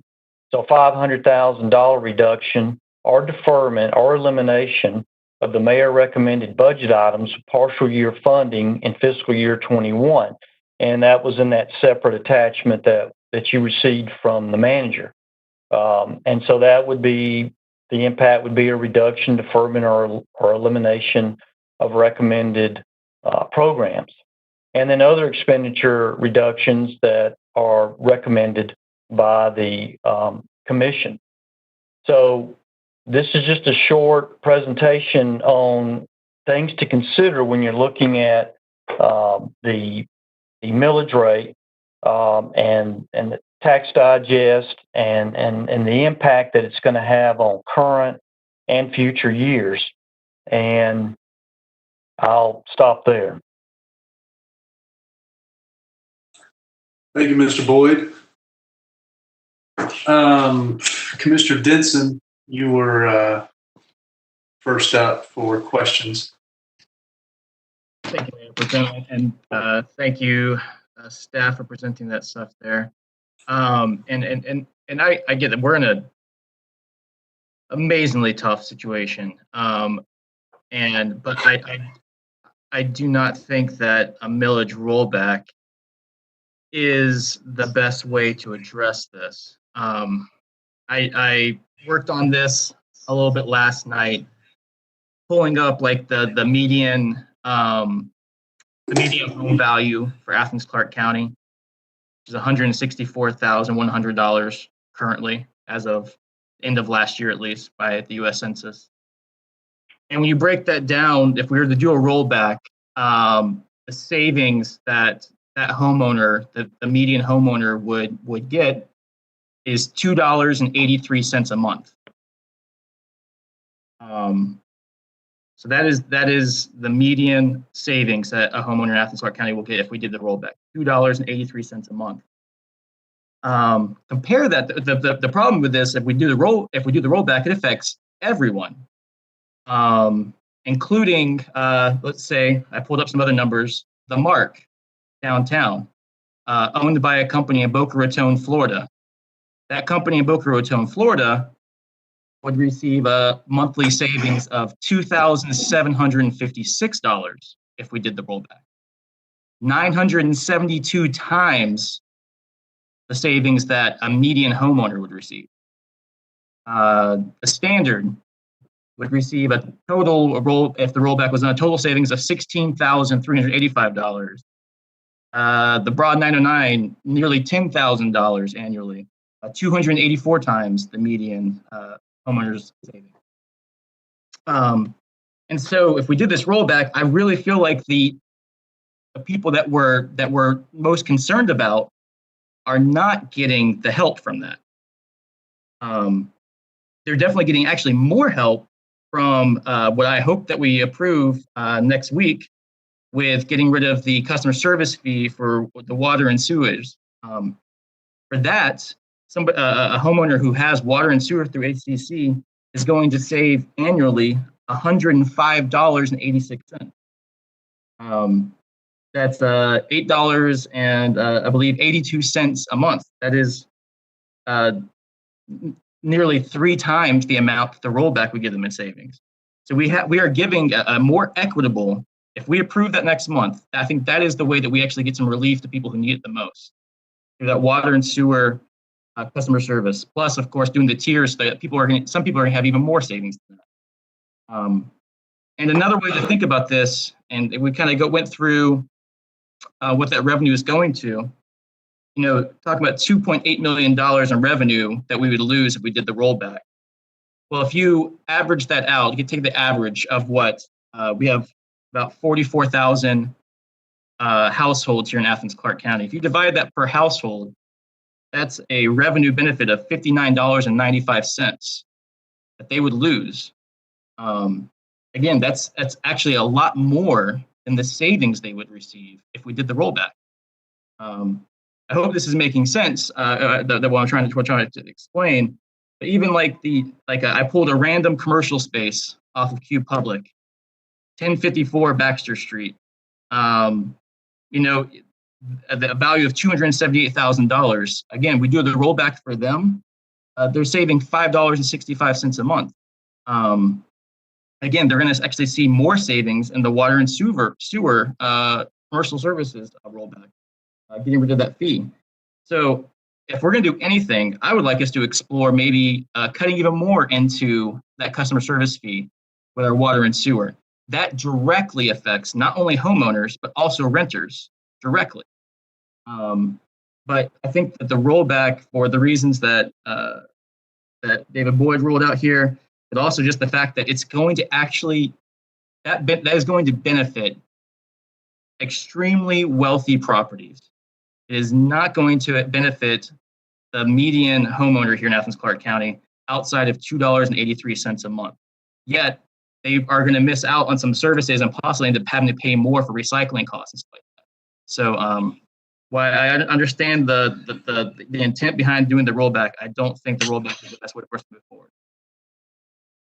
Thank you, sir. Commissioner Wright on deck. Hi, thank you. I really appreciate, David, your, I think it's still pretty concise, even though that's a lot of information that you brought forward, as well as overlapping or weaving, like Kelly likes to say. I regret that I missed the solid waste move to general fund was a multi-year plan. I apologize for not picking up on that earlier. I'm interested in what other multi-year initiatives we have in this budget that may have also not be as obvious, and maybe that was just me. The other thing is, there's typically things that have been added to here that T-Splost or SPLOST can also help with. And so I was wondering if that chart has been started yet to help us know about some of the initiatives, obviously non-personnel, that are in the budget that we could kind of piggyback in on what Avita brought up. What can we cut in some of the budgets in some of the departments? That would be the creative looking at our SPLOST, making sure that the T-SPLOST and SPLOST initiatives are capturing what they can from this budget so that the budget can be used on other things not in those referendums. Elaine, did that make sense? Yes, Commissioner Wright, and there are a number of things that that by virtue of SPLOST 2020 and the voters approving that, there was some relief for the general fund. Some of that comes in the form of the facilities maintenance, public safety vehicles, and fire equipment. And so those are things that are in there now. And we can also, I think it'd probably be more instructive if we gave you a chart of the question, Yes. the answer to the question that you have. Yeah, definitely. If you could pull that out, and perhaps I believe it's really important for us to have a meeting, a workshop to prioritize or reprioritize our SPLOST lists, so that if you have something that's in this budget that's on one of the SPLOST referendums, we can highlight that as a priority to move up with it too. So that's also the way that I'm thinking on that. So yeah, not for tonight, but that's just my inquiry for the data to help us as we continue to talk about the budget. I'd appreciate it. Thank you. Okay. And one thing, if I might, just to orient everybody in the wake of David's presentation, there's several levers here for you. And I really want us to think not just about FY21, but FY22 as well. Because this pandemic is going to last, the balance of this year and probably well into next year. And so the decisions that you're making today, and some of you alluded to this, will be obligations that we'll have to address next year as well. And so certainly there is, on the one hand, and you've already started with some thoughts on cutting expenditures. That's one way to manage this. And then if you also cut revenues, we need to be careful about the use of one-time monies, whether it's fund balances, the transit grant that's in front of us. If we pay for or create new operating initiatives with one-time money, then it's more catch-up we have to do the next year too. So that's the calculus of all of this that you have to come to terms with. And certainly the use of SPLOST funds. I mean, the transit grant was a heck of a win and a bonus for our community. And we are suggesting in the proposed budget to use it as such, but it won't be around forever, and we'll have to backfill that in the future. Manager Williams, do you want to go ahead and respond to the other questions that went unanswered earlier? Yes, and Commissioner Denson alluded to this, and I apologize. We were having some technical issues there, and went ahead and let David make his presentation since it was at a higher level. We were about halfway through, and I'll be quick. Some of the other questions, and we grouped these not the way that we received them chronologically, but by theme. The next section was public safety. There was a question about the inmate medical service contract. Can that be reduced since the inmate population has declined? And the sheriff did respond that the inmate population has decreased. And so for those folks that aren't familiar with this, the health care for the inmates is contracted out to an outside firm that provides these, and this is pretty typical of jails in Georgia and sheriffs run those jails, and they are stair-stepped, if you will. There's brackets of a population that they have to have so many medical professionals there to work with, And these are for not serious things, but they do help the inmates. And in any serious issues, they have to be transported to the hospital. There has been a significant decrease in the population, as we've all noted, and that is in a bracket in this particular contract of 0 to 375. That there is a base contract amount for that, but it does not include other things like the hospitalization cost and pharmacy cost. And the sheriff's office did request some additional funds for those. The budget, as it is currently, is less than what the sheriff asked for, and he wanted to relay, or his staff wanted to relay, that the hospitalization pharmacy cost this particular fiscal year are already in excess of the contract. So the bottom line being that there is a lower population, but we are still having cost with hospitalization and pharmacy. And I guess if you think about it, people that come to jail are not at the best points in their lives often, and sometimes are not in good health. And so that makes them sometimes a sicker population. They have reached out to the company for increases, for an explanation from the company on increases. There is an escalator that appears to be around 4 to 4.5% a year. There was the questions about emergency medical dispatch. That's been talked about a great deal. Commissioner Denson alluded to some of the responses that were found in there, and there's quite a bit of information. And I would just say, again, for the benefit of the viewing public, part of the issue here, and Commissioner Neesmith was right in that the approach that's being proposed in the budget is to increase the responsiveness of care, if you will, through the call taker at E911 being able to provide some direct verbal assistance. It doesn't really change the timing or the dispatch. It just provides some immediate feedback from a trained professional.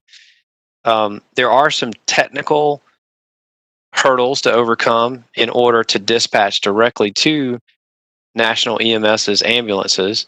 And I mentioned this in the last one, and I'll be brief.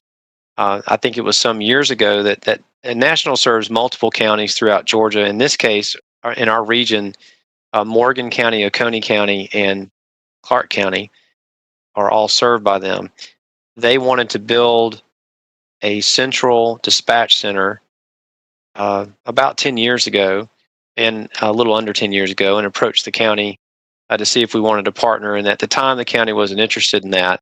And so they built this new center, and they've invested in technology, specifically the Southern Link radio system, which is something I think Georgia Power helped to pioneer. And so we have the SPLOST 2011 helped us to invest and modernize a digital P25 800 megahertz public safety system in partnership with the University of Georgia. And so there are some connectivity issues between us and them to do a seamless dispatch, and some of that's covered in that answer. Commissioner Parker and others spoke about the mental health co-responder teams, and the question was, what is the cost of adding a third team? And the base cost for that includes a clinician and an officer and their equipment.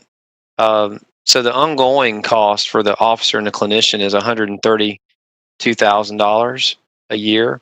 The upfront equipment cost would be about $43,000. So if you were to add one, this ensuing year, you would need to budget about $175,000 per team. Another corollary question to that was, can we reallocate vacant police officer positions to a co-responder team? And the response is that the police recommend against that. They are having a hard time if they took away from any of the staffing that they have for patrol and other specialized units. They're currently functioning with deficits below the authorized strength. And so they would ask that if you were to add that you would add a new officer and allow them to try to fill the positions that they have. So the training that could be added to the police to respond in more the manner of a social worker, I did get a response from the chief, and I will forward that out to you. There is some training that they currently undergo, and I will provide you a written description of that, and we can talk about that further at the next meeting. Okay, we had let's take just a couple questions while we're in the midst of this. Manager Williams, we got Commissioner Link and then Commissioner Thornton on deck. Yeah, I just have a quick question about the medical services at the jail and the level and quality of service. 2 or 3 weeks ago, we got a message that the mobile COVID testing unit was going to be heading out to the jail to make sure that there is no COVID outbreak at the jail. And it was information came out last night in the community conversation that unit was not allowed to go ahead with that testing, that there was some issue with that medical services contract, that they were not allowed to carry that out. Do you have any information about that, Manager Williams? And if not, could you get us the specific details as to why that testing was not allowed to be carried out, and what is the nature of this contract that would have prevented that? Yes, Commissioner Link, I don't have the specific details, but I will get that for you. Thank you. Commissioner Thornton, and then Commissioner Parker. My question, the contract, I know that the sheriff's department is a constitutional office, but is it possible for us to get a copy of the agreement, or of who they are? Can we see the actual agreement of whoever is providing the healthcare services? And I'm asking because, and then I'm going to want to know how are these agreements or folks selected? What is the process? But I would like to see the agreement, and I guess I'm leading to the fact that I just would like to see the agreement. Is that possible? Somebody? Yes, ma'am, of course. Okay, Commissioner Parker. You're on mute. I do it every time. Okay, thank you, Mayor Pro Tem. I am trying to pull up the budget so I have the adequate numbers in front of me. Okay, so you may have discussed this before, and I'm so sorry if I'm not recalling right now, but in the corrections budget, the additional 3 full-time corrections officers that are to increase supervision and safety support needed due to increased number of housed offenders at the diversion center. Could you talk a little bit about, explain more about the impetus for that? So is it pretty much because we have more folks doing the diversion center program, we just need more staff?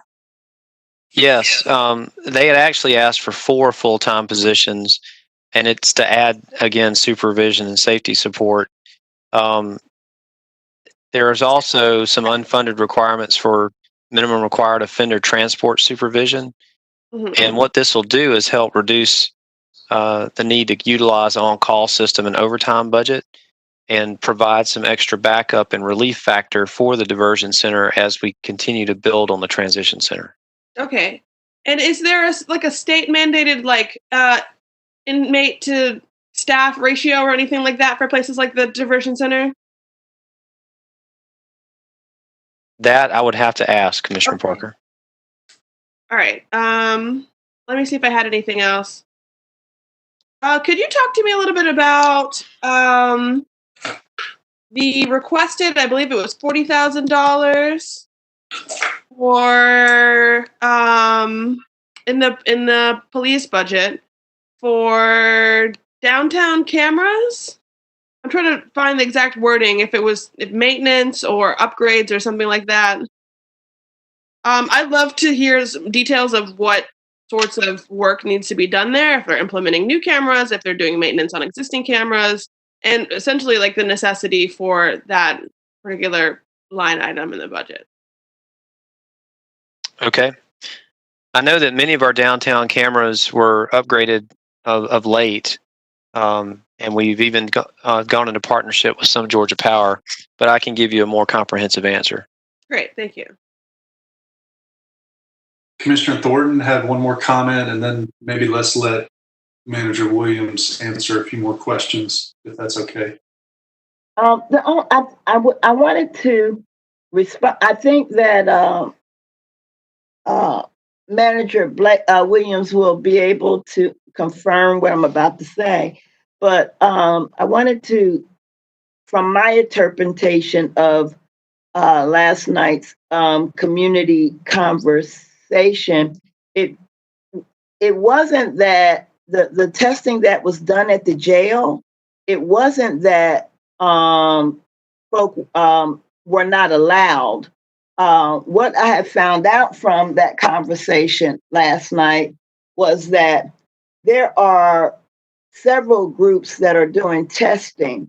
And from what I understand, the sheriff used another source to do the testing. It wasn't that Dr. Lester or the health department was not allowed. He just used another source.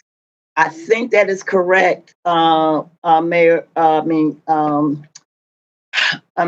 Blaine.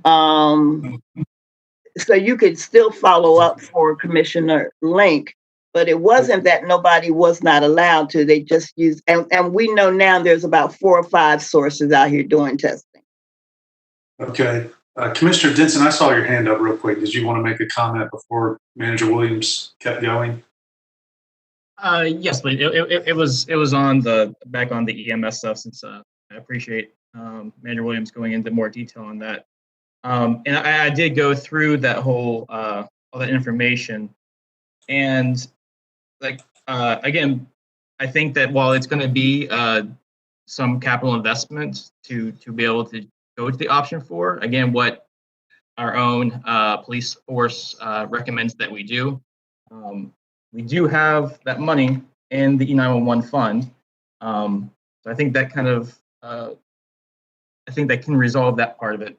There was some concerns about the, let me pull it up here. If we were to do so, it would, there was talk that of having to buy more ambulances, because it would cut up our, I guess, the share with Oconee County. Can you speak to that at all, Manager Williams? On how the company would deploy ambulances if we went to a different model? Well, there was the talk that if we went to this model that we would have to buy more ambulances. Well, I would think that, so we haven't, the way the agreement's structured is that the hospitals hold the zone licenses, and we contract, the Athens-Clarke County government contracts with Piedmont, and the Oconee County government contracts with St. Mary's, and provides some financial assistance and to pay the company to help compensate them for, uncompensated assistance. And Commissioner Ditson, I know you know all that, and I know all the commissioners know that. I'm saying that for the benefit of the public. What more likely than that, they would, than us physically buying an ambulance, if we stayed in our current agreement, then they may say that they need to deploy more, they call them trucks, the ambulances, and that might be an adjustment to the agreement and cost. Okay, so we're not saying that the county would be on the hook for purchasing more. We're just saying that national would maybe have to work with their numbers about how many trucks were deployed in Athens-Clarke County. I would think so, yes, sir. And it could be that they would ask for more funds for those purposes. Okay, understood there. And that does concern me a little bit, because if that's the case, that kind of implies that we presently don't have enough trucks in Athens-Clarke County. Well, I don't know you had spoken to some comments that were made. I don't know who made those, or I was making a distinction between us purchasing versus paying for more if there was a need for more. I don't know if there is or there isn't. Okay, I was just reading off your notes where it says, from the document you sent out, where it says, it is anticipated that the closure of the zone and limitation to Athens-Clarke County would require additional ambulances to maintain current workload. I understand. Yeah, okay. Yeah, the zone that I understand. Thank you, sir. The zone that we share with Oconee County, the company does use that overall geographic area to, allow ambulances to cross in and over to flex where the need is at the time. Okay. Yeah, and I would hope that what we could just do would be, again, like what we already do with Oglethorpe County, which is to have a mutual aid agreement with Oconee County, so that we could have that flow of trucks across the border whenever necessary. It seems like we've fixed that problem in other places, and as have other counties. But again, I just come down to it. I mean, this was recommended, I think, originally from our police department back in 2017. It was recommended again in 2019. We've seen the reports come out. We've been having issues with our working group with National Hospitals, and I think that this will just help resolve a lot of those problems, and most importantly, the actual call response time, which again, we've seen some of the numbers are outside of the acceptable call times. So I urge my fellow commissioners to, we've had the work sessions. The hospitals agreed with option number 4 during that work session. We heard from Dee Burkett, and he said during that work session that they could do option 4, made sense. So I hope that we can just go ahead, since we have that money in the E911 fund, go ahead and do what we need to keep our constituents safe. Thank you. Manager Williams, would you like to continue working down your response list? Yes, sir. Thank you. And I will, just to respond to the earlier question, the Georgia National Guard was conducted free and voluntary testing at the jail in mid-May, a couple of weeks ago, and they were requested by the sheriff's office. And there were a number of employees that volunteered for testing and a number of inmates that volunteered for testing as well. So I can send you more information on that. Thank you. That's good to know. The fees for services is the next category of questions that we got. And one of the questions was, can solid waste extend the reservation appointment requirements to capture county residency information? And solid waste staff says, yes, they can extend the appointment program at the landfill. And their plan is to keep this in place until we enter level 4 of the operational pandemic response, which will probably be in concert with the distribution of a vaccine. The landfill, they report, is for the use of Athens-Clarke County and Oglethorpe County residents only. So they do not recommend tiered rates for non-ACC residents, but the attorney would really need to, they asked that the attorney weigh in on the legality of that policy. A question about the increases in proposed rates for water meter stub charges. And Public Utilities responds that these are labor, material, and equipment usage fees for new development or redevelopment. They're generally paid for the convenience of the developer or property owner wanting a new or replacement tap on the water main. Those installations vary according to the length. Most of them entail cutting up pavement. All of them entail making a tap on a water main which is under pressure at the time. Many require navigating other underground utilities.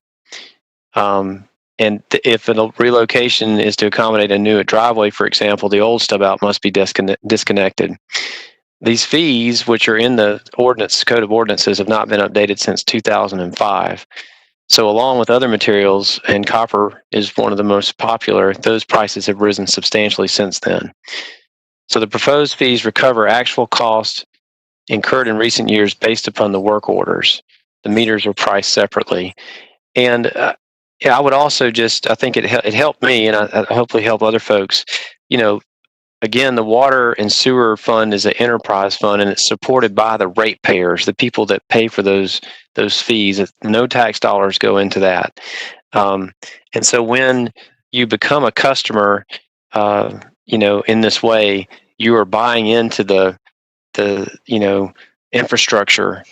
You're buying a piece of that infrastructure, and that's another way of thinking about the charges for the water meter stub. There were Williams, yes. I had a quick question about so with the landfill stuff, the appointment process is preventing out of county dumpers from bringing their garbage to us.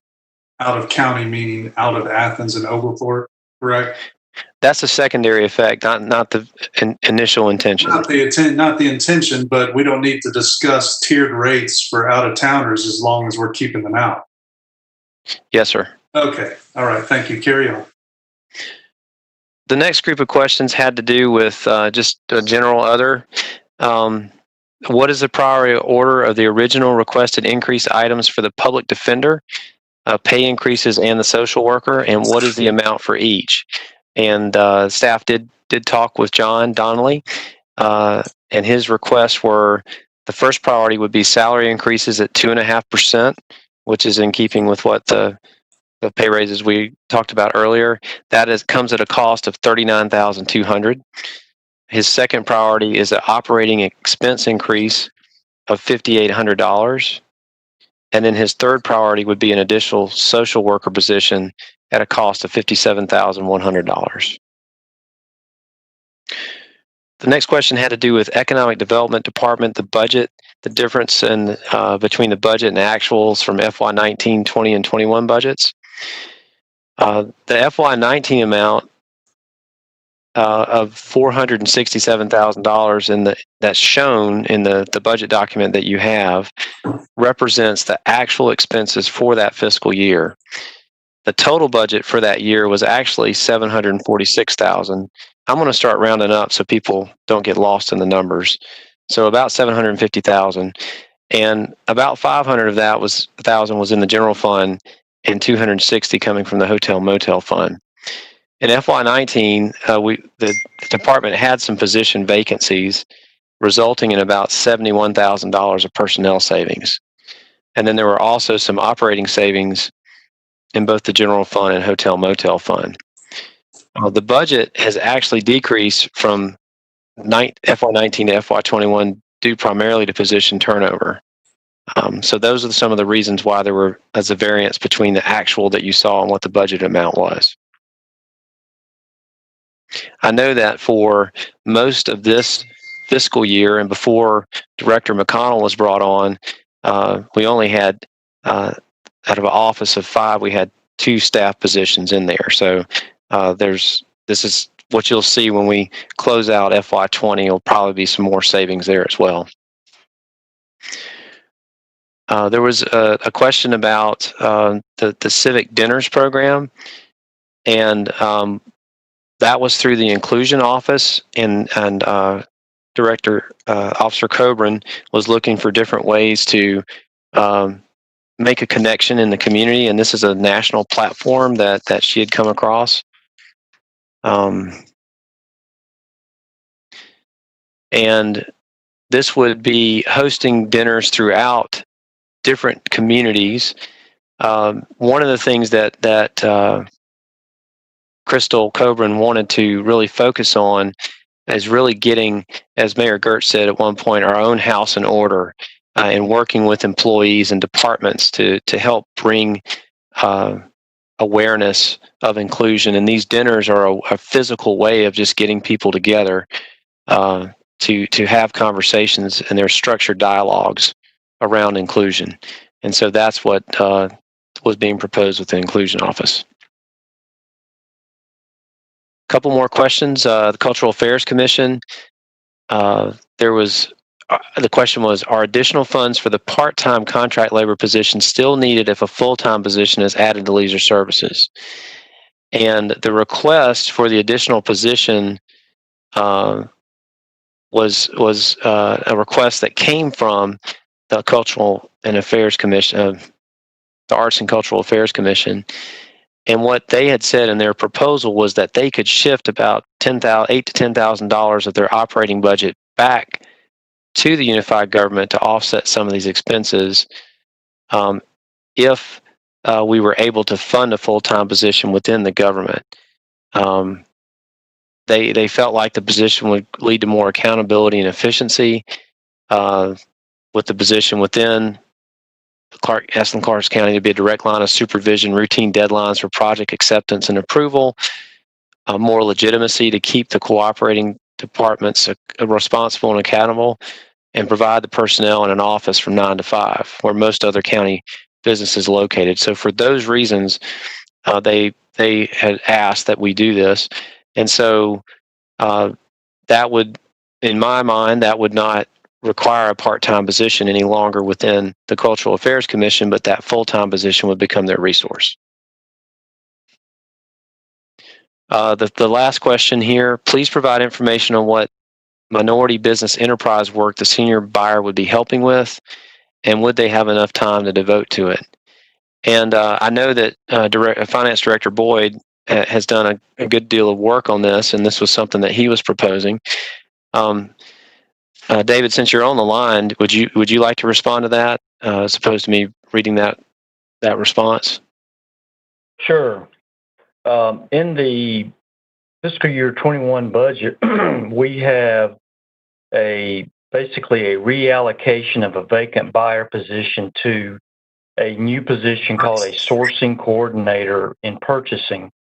And essentially, this person would have a myriad of duties. They would be a supervisor, they would be a backup to the administrator, but they, along with the senior buyers, would have time to do the work required. And I know that's got to be sort of fleshed out of what all the work would be. But if you look at the historical reference to what was done when the program was in effect, there was a lot of data collection, there was public education, all those there was reporting, there was all those types of activities. And of course, this was back before, we had the modern technology that we do now for advertising and going out and helping, people apply as vendors and understanding the proposal process and so forth, which one of our employees has done recently. And so with the modern technology and skills that our purchasing department has now, this position, along with the senior buyers, would, in our estimation right now, have more than enough time to do these required activities for the MBE policy. And I guess by way of context, Mayor Pro Tem, I would add that the Government Operations Committee is currently reviewing this. Commissioner Harrod has been in touch frequently with questions about this, and I believe that they're meeting on Monday, and that David and his staff have prepared a history of the MBE program in Athens-Clarke County, and so there is active talk about how to reinstitute or enhance those efforts, and I think that they're going to have a really good discussion on Monday. Right. But we're glad to answer any further questions along these lines. Can I just chip in? Sure. This is something that Manager Williams and I have been having conversations about back and forth, and we will be having a conversation about this in the Government Operations Committee meeting that will be taking place next week.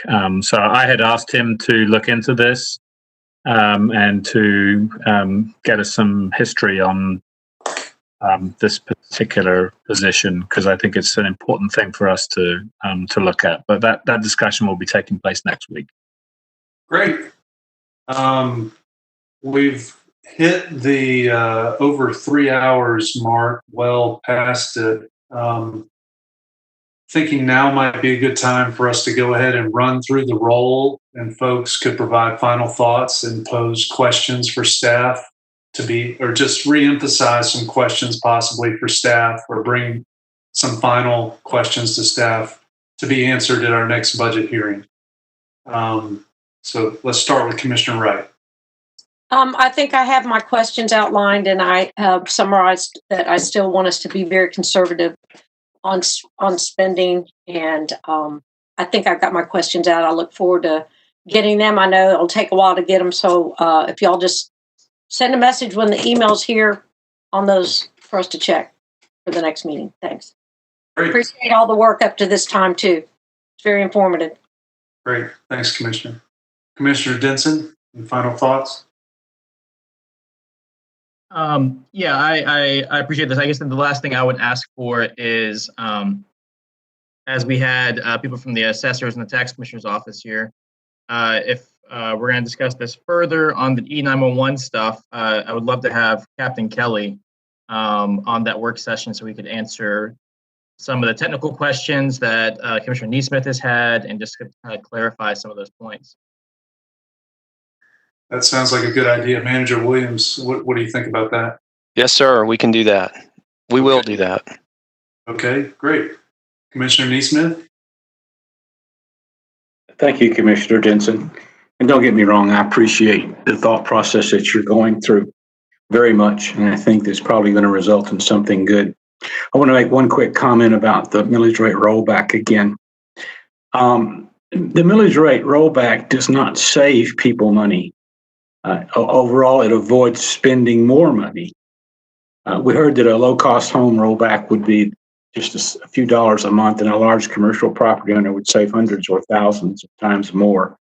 No, the rollback doesn't save money. It represents keeping property taxes where they are. It represents commercial property avoiding thousands in additional expenses. And by the way, the reason that a small homeowner would spend a small percentage versus a large commercial property is because the large commercial property pays a great deal more, that same amount, that same percentage more than a small homeowner. We just heard that when property values were decreasing a few years ago, we raised the millage rate. Now that property values have increased for a few sequential years, it is appropriate to reduce the millage rate. The fact that we're in an economic recession that may be unprecedented should compel us to at least not raise taxes. By the way, saying that the reduced water rates more than makes up for the increased property rates is a false equivalency. Should citizens expect us to simply take money from one pocket and put it in the other? Or should they expect us to do what we can to manage the government's budget as prudently as we can during this crisis and help the small businesses, the homeowners, and the renters as much as we can? That's all I have for now. Thank you. I would just reiterate, looking forward to getting the information and support to remove that local supplement for the district attorney's office. Definitely looking forward to putting that back in place once we have an election in 2022. Commissioner Herrick, final thoughts, questions?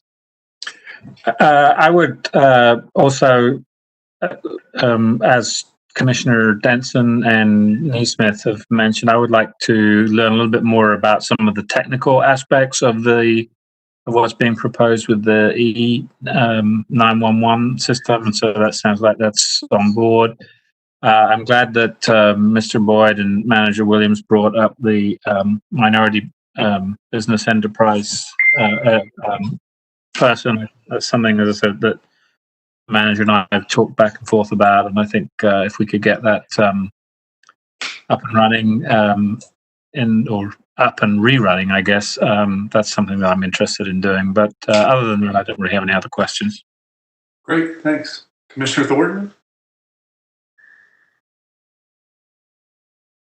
I want to thank Mr. Boyd for his presentation. I almost wish I had seen that first before we got that big budget, but it is definitely valuable. I'm really excited, and I also talked to Blaine about the minority business enterprise piece several times, and he assured me that the GOC was working on that. So I'm really excited that that's moving forward. I'm just going to wait and see how it all weighs out. I don't want anybody to tune off tonight thinking that I don't want people to get raises. I do want them to get raises, especially our middle and low income staff folk. But I think we could do raises if we start cutting things that we don't need, or that are not essential, since that is the code word now, essential. If we cut those things that are non-essential, we could give folk with a well-deserved raise. So I'm looking forward as we move forward. Thank you, and thank you, County Manager Williams. Great. Commissioner Hamby, final thoughts, questions? No, Mayor Pro Tem, I'm good. I think a lot of things have been addressed, and I may have some more questions before our next meeting, though. Sounds great. Thank you. Commissioner Davenport, final thoughts, questions? Thank you, Mayor Pro Tem. I have a lot of questions, but I would like to also add for Steve Burkett to be, to weigh in on the EMS situation. And I'd like to speak to, I'd like to get input from Jeff Hale on our health benefits for ACC. And, but I'm for ACC employees getting their expected raises and looking, as I continue to come through the budget, looking for more cuts on expenditures. Great, thanks. Commissioner Parker, final thoughts, questions?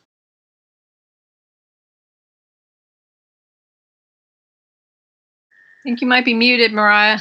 I will never learn. It's amazing. I really never learn. Okay. Thank you, Mayor Pro Tem. Thank you, Commissioner Link. I don't have much to add. I'm glad that you brought up the DA's office again, Commissioner Edwards. I think we should continue to look into that. And I look forward to working with you all to figuring out how we can ensure funding of an additional mental health corresponder team in this budget somehow. Thank you. Great, thanks. Commissioner Link? Yes, I will double down on the request that we withhold our $13,000 local supplement from the appointed DA's office and certainly reconsider reallocating that supplement in 2.5 years when we may finally get an elected DA. And from what I understand, there's the possibility that might even happen if this current DA resigns at a certain time period. So I would like to do whatever we can to assure that, we reinstitute a properly elected DA. And, I would suggest that those savings from that DA's office could be put towards the public defender's office. That social worker position, I think, is really important. We talk a lot about keeping people out of jail. And I think that could really help. I've advocated alongside a public defender for a constituent, and I'm no social worker, and I realize that, they really, really could help. So I just want to, if we're talking about reallocating funds within a similar cause, that would be a good way to do it. Great. Thank you. Are you all good, Manager Williams? Yes, sir. And I wanted to ask that if you do have any additional questions that you think of, please send them to me. We'll include them in the mix, and we will send this out, the answers to all of you prior to the next meeting so that you have time to look those over. Great. Thanks, sir. You all good? Attorney Drake? Yes, sir. And I will look into the issue regarding the supplement for the district attorney. Great. Sounds good. I'll entertain a motion to adjourn. I'll move. Second. Motion by Commissioner Link, seconded by Commissioner Denson. All in favor, say aye. Aye. Any opposed? All right, we are adjourned. Thank you, everybody. Have a pleasant evening. Good night, everyone.